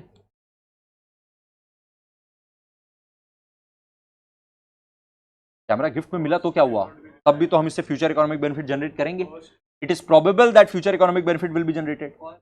बट यहां पर दिक्कत आ जाएगा कि sir cost can be reliably measured वाला चीज दिक्कत है।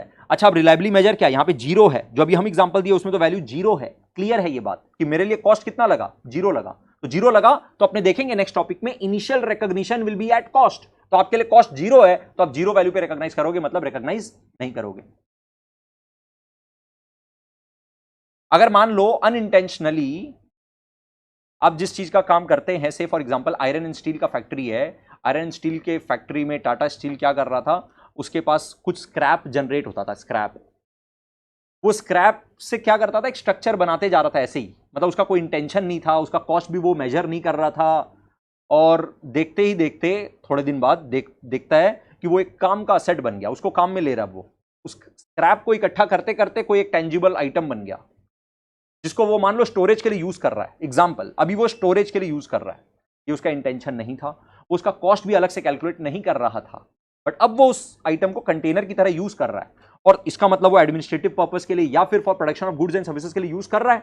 तो इट इज वो अपने आप में क्या पीपीई है? वो कंटेनर क्या अपने आप में एक पीपीई है? The answer is yes, because that container is used in the production of goods or for administrative purposes and it has a life of more than 12 months।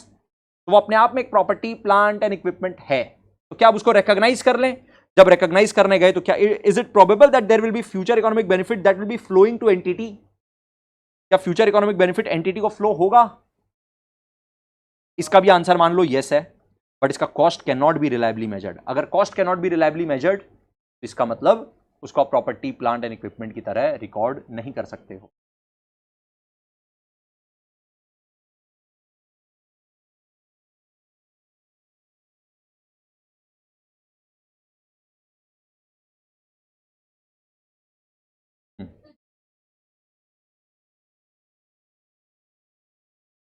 Reliance जियो को, रिलायंस इंडस्ट्रीज लिमिटेड ने रिलायंस जियो को एक बहुत बड़े अमाउंट का gift दिया।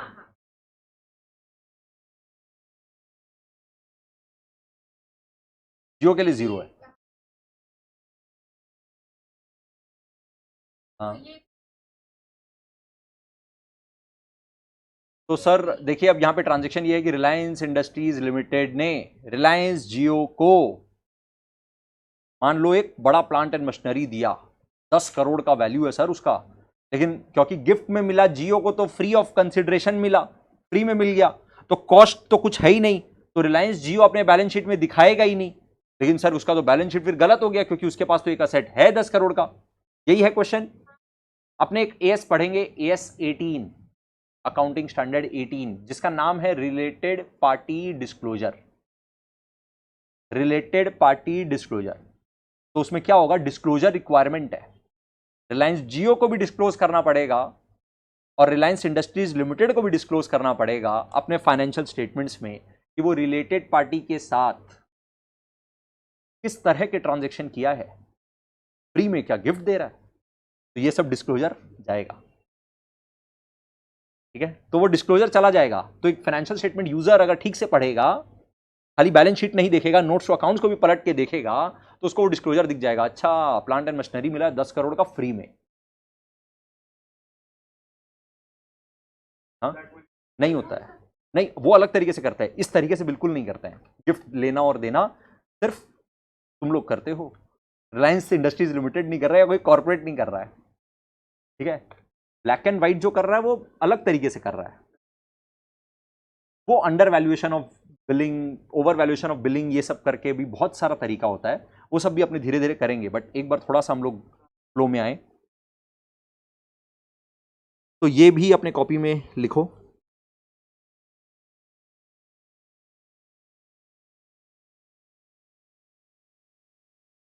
PPE should be recognized in books if both the following conditions are satisfied. इसको ऐसे लिखो, PPE should be recognized if and only if, PPE should be recognized if and only if both the following conditions are satisfied.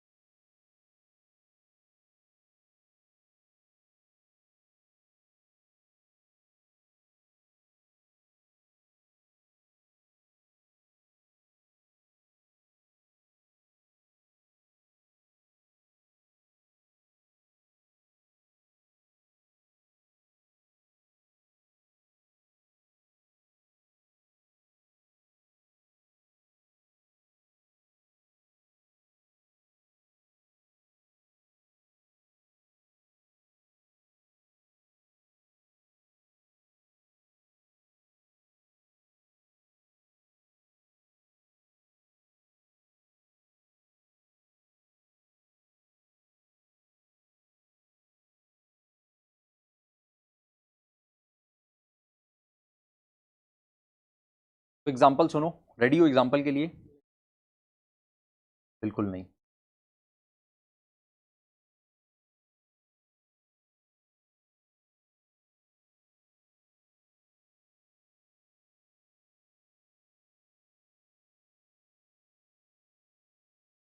एक garment manufacturing company है, उसका garment का business इतना अच्छा नहीं चल रहा था, तो वो धीरे धीरे शिफ्ट कर दिया प्रिंटिंग बिजनेस में। अब उसके पास एक स्टिचिंग मशीन है, स्टिचिंग मशीन का अब उसके लिए कोई यूज नहीं रहा। क्वेश्चन इज, क्या वो प्रॉपर्टी प्लांट एंड इक्विपमेंट है वो स्टिचिंग मशीन?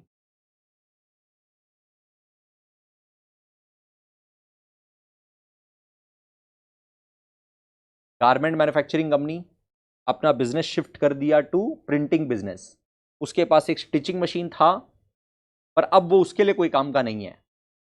वो स्टिचिंग मशीन अपने आप में पीपी का डेफिनेशन को फुलफिल कर रहा है। That stitching machine is a tangible item which is used in the production of goods और रेंडरिंग ऑफ सर्विसेज, मतलब उससे कुछ प्रोडक्शन ऑफ गुड्स या रेंडरिंग ऑफ सर्विसेज तो होगा, and it has a life of more than 12 months. ये अपने आप में एक प्रॉपर्टी प्लांट एंड इक्विपमेंट है, बट ये रिकॉग्निशन क्राइटेरिया को फुलफिल अब नहीं कर रहा है। क्यों? क्योंकि हाँ, तो अब ये इसको बोलेंगे रिकॉग्निशन क्राइटेरिया फेल कर दिया। It is not probable that there will be future economic benefit flowing to the entity any more, तो it may not be regarded as a PP. But again sir, अगर मान लो वो उस equipment को ही बेच दे, उस मशीन को, स्टिचिंग मशीन को बेच दे, तो उससे तो कुछ पैसा आएगा, तो it can still be regarded as an asset, can still be regarded as an asset. हाँ, सेल करेगा तो भी उसका असेट तो है ही, वो उसका असेट तो है ही, बट आप क्या उसको पीपी की तरह रिकॉग्नाइज करोगे? It is not used in the production of goods और सर्विसेज एनी मोर। हाँ,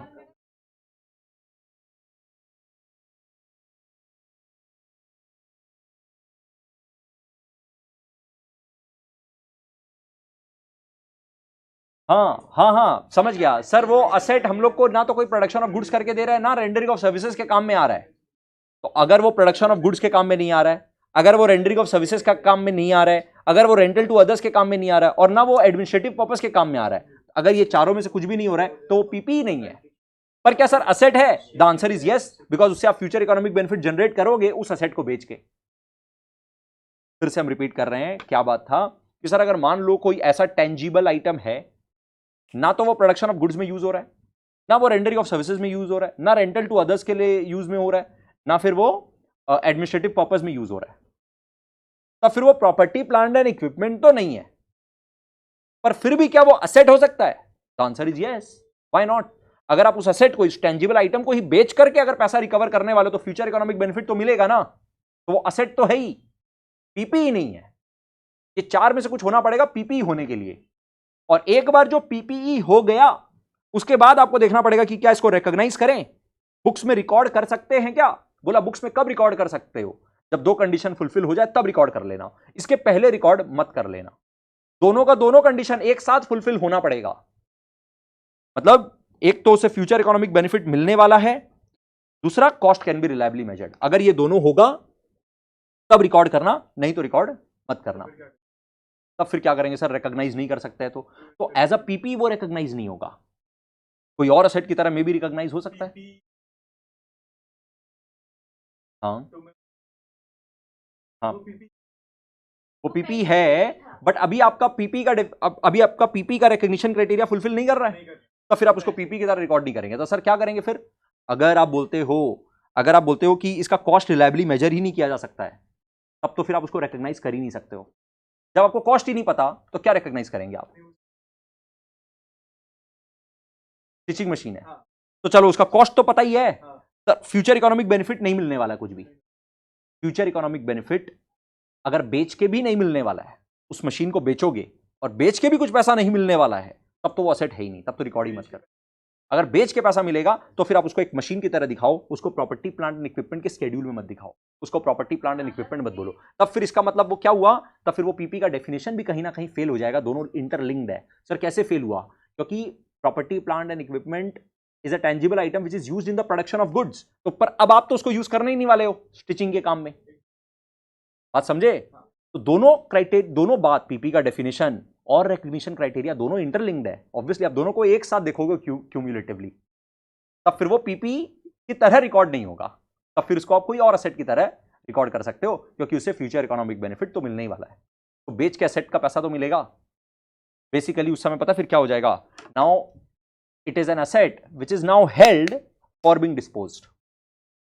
समझो, राइट? बट एग्जैक्टली उसको इन्वेंट्री के अंदर ले लेंगे क्या? ये चीज हम लोग डिस्कस करेंगे। अभी कुछ और एग्जांपल आगे आने वाला है, उसके साथ ही हम एक इन्वेंट्री का बात भी करेंगे, तो उससे आपको ये वाला बात भी क्लियर हो जाएगा। यहां तक का बात क्लियर है? यहां तक के बात में कोई कंफ्यूजन अगर है तो प्लीज पूछो।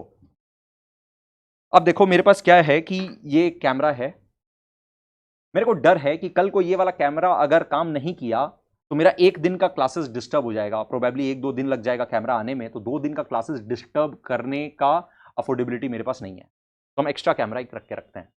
मेरे पास एक एक्स्ट्रा कैमरा पड़ा हुआ है। हाँ, जैसे आज ऊपर हुआ कंप्यूटर, तो अपने पास एक्स्ट्रा कंप्यूटर पड़ा है, दूसरा कंप्यूटर पड़ा है। मान लो ये कंप्यूटर काम में नहीं आ रहा था, या फिर एक बार मेरा यही वाला एग्जांपल रखते हैं ना, कैमरा वाला। मेरे पास कैमरा है, ये यूज में आ रहा है, ये वाला कैमरा, ये मेरा प्रॉपर्टी प्लांट एंड इक्विपमेंट है। मेरे पास एक और एकदम same to same ditto camera पड़ा हुआ है। क्या वो काम में आ रहा है? Use in the rendering of services क्या वो हो रहा है? नहीं हो रहा है। क्या वो प्रॉपर्टी प्लांट एंड इक्विपमेंट है? ये कैमरा भी 20,000 का, वो कैमरा भी 20,000 का। ये 20,000 का कैमरा मेरा प्रॉपर्टी प्लांट एंड इक्विपमेंट है, परफेक्ट, क्योंकि ये used in rendering of services है and has a useful life of more than 12 months. But sir वो दूसरा वाला कैमरा जो मेरे पास ऐसे ही पड़ा हुआ है, बैकअप के लिए पड़ा हुआ, करेक्ट सर, कल को ये धोखा दिया तो फिर आप वो कैमरा यूज करोगे। अब वो वाला कैमरा 20,000 रुपए का, बोलो असेट है या नहीं है? प्रॉपर्टी प्लांट एंड इक्विपमेंट है या नहीं है कि नहीं है? हाँ, अनसर्टन है। आंसर तुम्हारा अनसर्टन है। वो property plant and equipment certain है, पीपी तो है। तो इसमें भी AS10 बोला आगे। अभी AS10 बहुत बड़ा AS है, अभी बहुत सारा बात होना है, ठीक है। तो क्या बोला कि आपके पास जो स्टैंड बाई इक्विपमेंट पड़ा है या स्टैंड बाई एसेट पड़ा हुआ है ना, वो भी आप क्यों रख के रखे हो? Even that is held for use, held for use. अभी आप क्या यूज कर रहे हो? Is it being used? No. Is it held for use? Yes. अरे कल को अगर ये काम नहीं किया तो आप वो यूज करोगे, तो आप क्यों होल्ड कर रहे हो उसको? You are holding it for use only. आपको यूज करना नहीं पड़ रहा है वो अलग बात है, पर आप उसको होल्ड तो यूज करने के लिए रखे हो ना। करेक्ट। मशीन का मशीनरी है, प्लांट एंड मशीनरी है बड़ा सारा। एक बड़े प्लांट एंड मशीनरी के अंदर में बहुत छोटे छोटे पार्ट्स लगते हैं, पेयर पार्ट्स लगते हैं। जैसे ऐसे समझो ना कि सर ये प्रोजेक्टर जो है, इस प्रोजेक्टर में आगे आप देख रहे हो बल्ब है, बल्ब लगा हुआ होता है कोई भी प्रोजेक्टर में। वो बल्ब एक्सपेंसिव आइटम होता है और वो आपको रिप्लेस करते रहना पड़ता है, ठीक है। इसमें आवर्स का क्राइटेरिया होता है कि ये बल्ब जो प्रोजेक्टर का जो बल्ब लगा हुआ है वो से फॉर एग्जांपल 1000 आवर्स का ही लाइफ है उसका, से फॉर एग्जांपल 1000 आवर्स। अब ये 1000 आवर हो सकता है कि हम 3 महीने में यूज कर लें, हो सकता है कि हम 2 साल में यूज करें, हो सकता है ना 1000 आवर्स का यूसेज। तो अब ये बल्ब क्योंकि खराब हो जाएगा तो मेरे को तुरंत निकाल करके दूसरा लगाना पड़ेगा। Just like a battery, battery replace करते हैं, बट बैटरी आप बोलोगे सर बहुत इमटेरियल सा आइटम हो गया इसलिए हम बैटरी का एग्जांपल नहीं लिए, हम ये एग्जांपल बल्ब का लिया। अब ये बल्ब आता है 40,000 का, अब ये 40,000 का जो बल्ब का मेरे पास स्पेयर पड़ा हुआ है, ये बोलो मेरा प्रॉपर्टी प्लांट एंड इक्विपमेंट है या नहीं है? प्रोजेक्टर का जो बल्ब है, लेंस बल्ब जो भी बोल लो, 40,000 का, ये मेरा प्रॉपर्टी प्लांट एंड इक्विपमेंट है अगर वो पीपी के डेफिनेशन को फुलफिल करता है तो। अगर हम बोलेंगे सर मेरे लिए इसका लाइफ ही 6 महीना है, तब तो पीपी का डेफिनेशन ही फुलफिल नहीं किया, तब फिर इन द फर्स्ट प्लेस वो आपका प्रॉपर्टी प्लांट एंड इक्विपमेंट आप ऐसे ही नहीं बोलोगे। बात समझ रहे हो? नया नया प्रोजेक्टर खरीदे 1.5 लाख रुपए का, उसमें बल्ब लगा हुआ है, उसमें अदर पार्ट्स भी लगा हुआ है, वो 1.5 लाख रुपए का प्रोजेक्टर मेरा असेट है, बट वो प्रोजेक्टर खरीदने के साथ साथ ही हम 40,000 रुपए का एक एक्स्ट्रा बल्ब भी खरीद लिए। वो वाला बल्ब क्या पीपी है या नहीं है पहले वो चेक करो। अगर वो पीपी के डेफिनेशन को फुलफिल करता है अपने आप में, तब फिर वो वाला बल्ब भी भले ही आप अभी यूज नहीं कर रहे हैं, but it is being held for use when required, it is being held for use, so it is your PPE if it satisfies the definition of property plant and equipment। मतलब उसका life अगर 12 month से ज्यादा है तो simple. अगर sir इसका life 12 month से ज्यादा नहीं है इस बल्ब का, तो फिर वो पीपी नहीं है, उसको इन्वेंट्री में ट्रीट करेंगे AS2 की तरह, अकाउंटिंग स्टैंडर्ड 2 इन्वेंट्री की तरह ट्रीट करेंगे। हेल्ड फॉर सेल नहीं है पर हेल्ड फॉर कंजम्पशन है। आप इसको कंज्यूम कर लोगे ना, वो एक तरह का कंज्यूमेबल आइटम हो गया आपका। अच्छा, फायर एक्सटिंग्विशर है, बताओ कैसे? Held for use in production of goods? No. Held for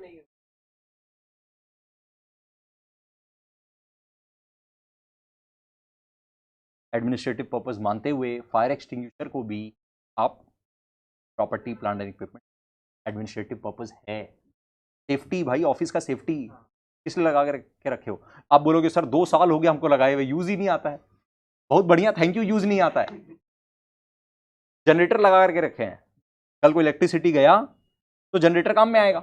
sir 3 साल से लगा हुआ है, काम ही नहीं आ रहा है, तो असेट का क्या है? वो तो लाइबिलिटी हो गया। ये तो इमोशन है आपका। AS10 बोलता पीपी है, काम में नहीं आए तो बढ़िया है ना, कुछ कुछ असेट ऐसा ही अच्छा है। स्टैंड बाई उसको नहीं बोले। हर साल हाँ हाँ असेट दिखता रहेगा आपका, वैसे ही आप उसका डेप्रिसिएशन करोगे, डेप्रिसिएशन भी होगा क्योंकि उसका भी तो एक लाइफ है, कुछ साल तक ही तो उसका लाइफ है। फायर एक्सटिंग्विशर अगर ऐसे का ऐसे ही पड़ा हुआ है जस्ट, तो वो भी क्या 50 साल 100 साल तक पड़ा रहेगा? उसका क्या एक्सपायरी नहीं होगा, खराब नहीं होगा, दूसरा लगाना नहीं पड़ेगा, होगा ना एक लाइफ।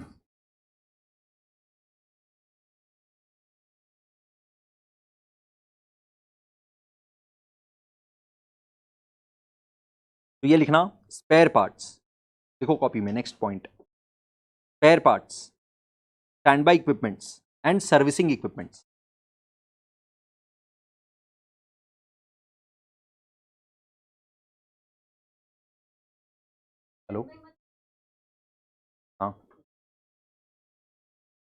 हाँ 5 मिनट बाद आइए। ठीक ठीक। क्या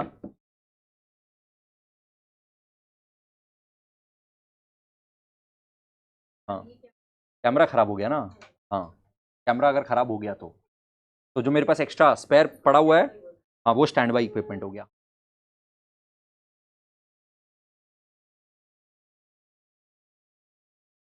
एप्रिसिएशन किए जा रहे हैं।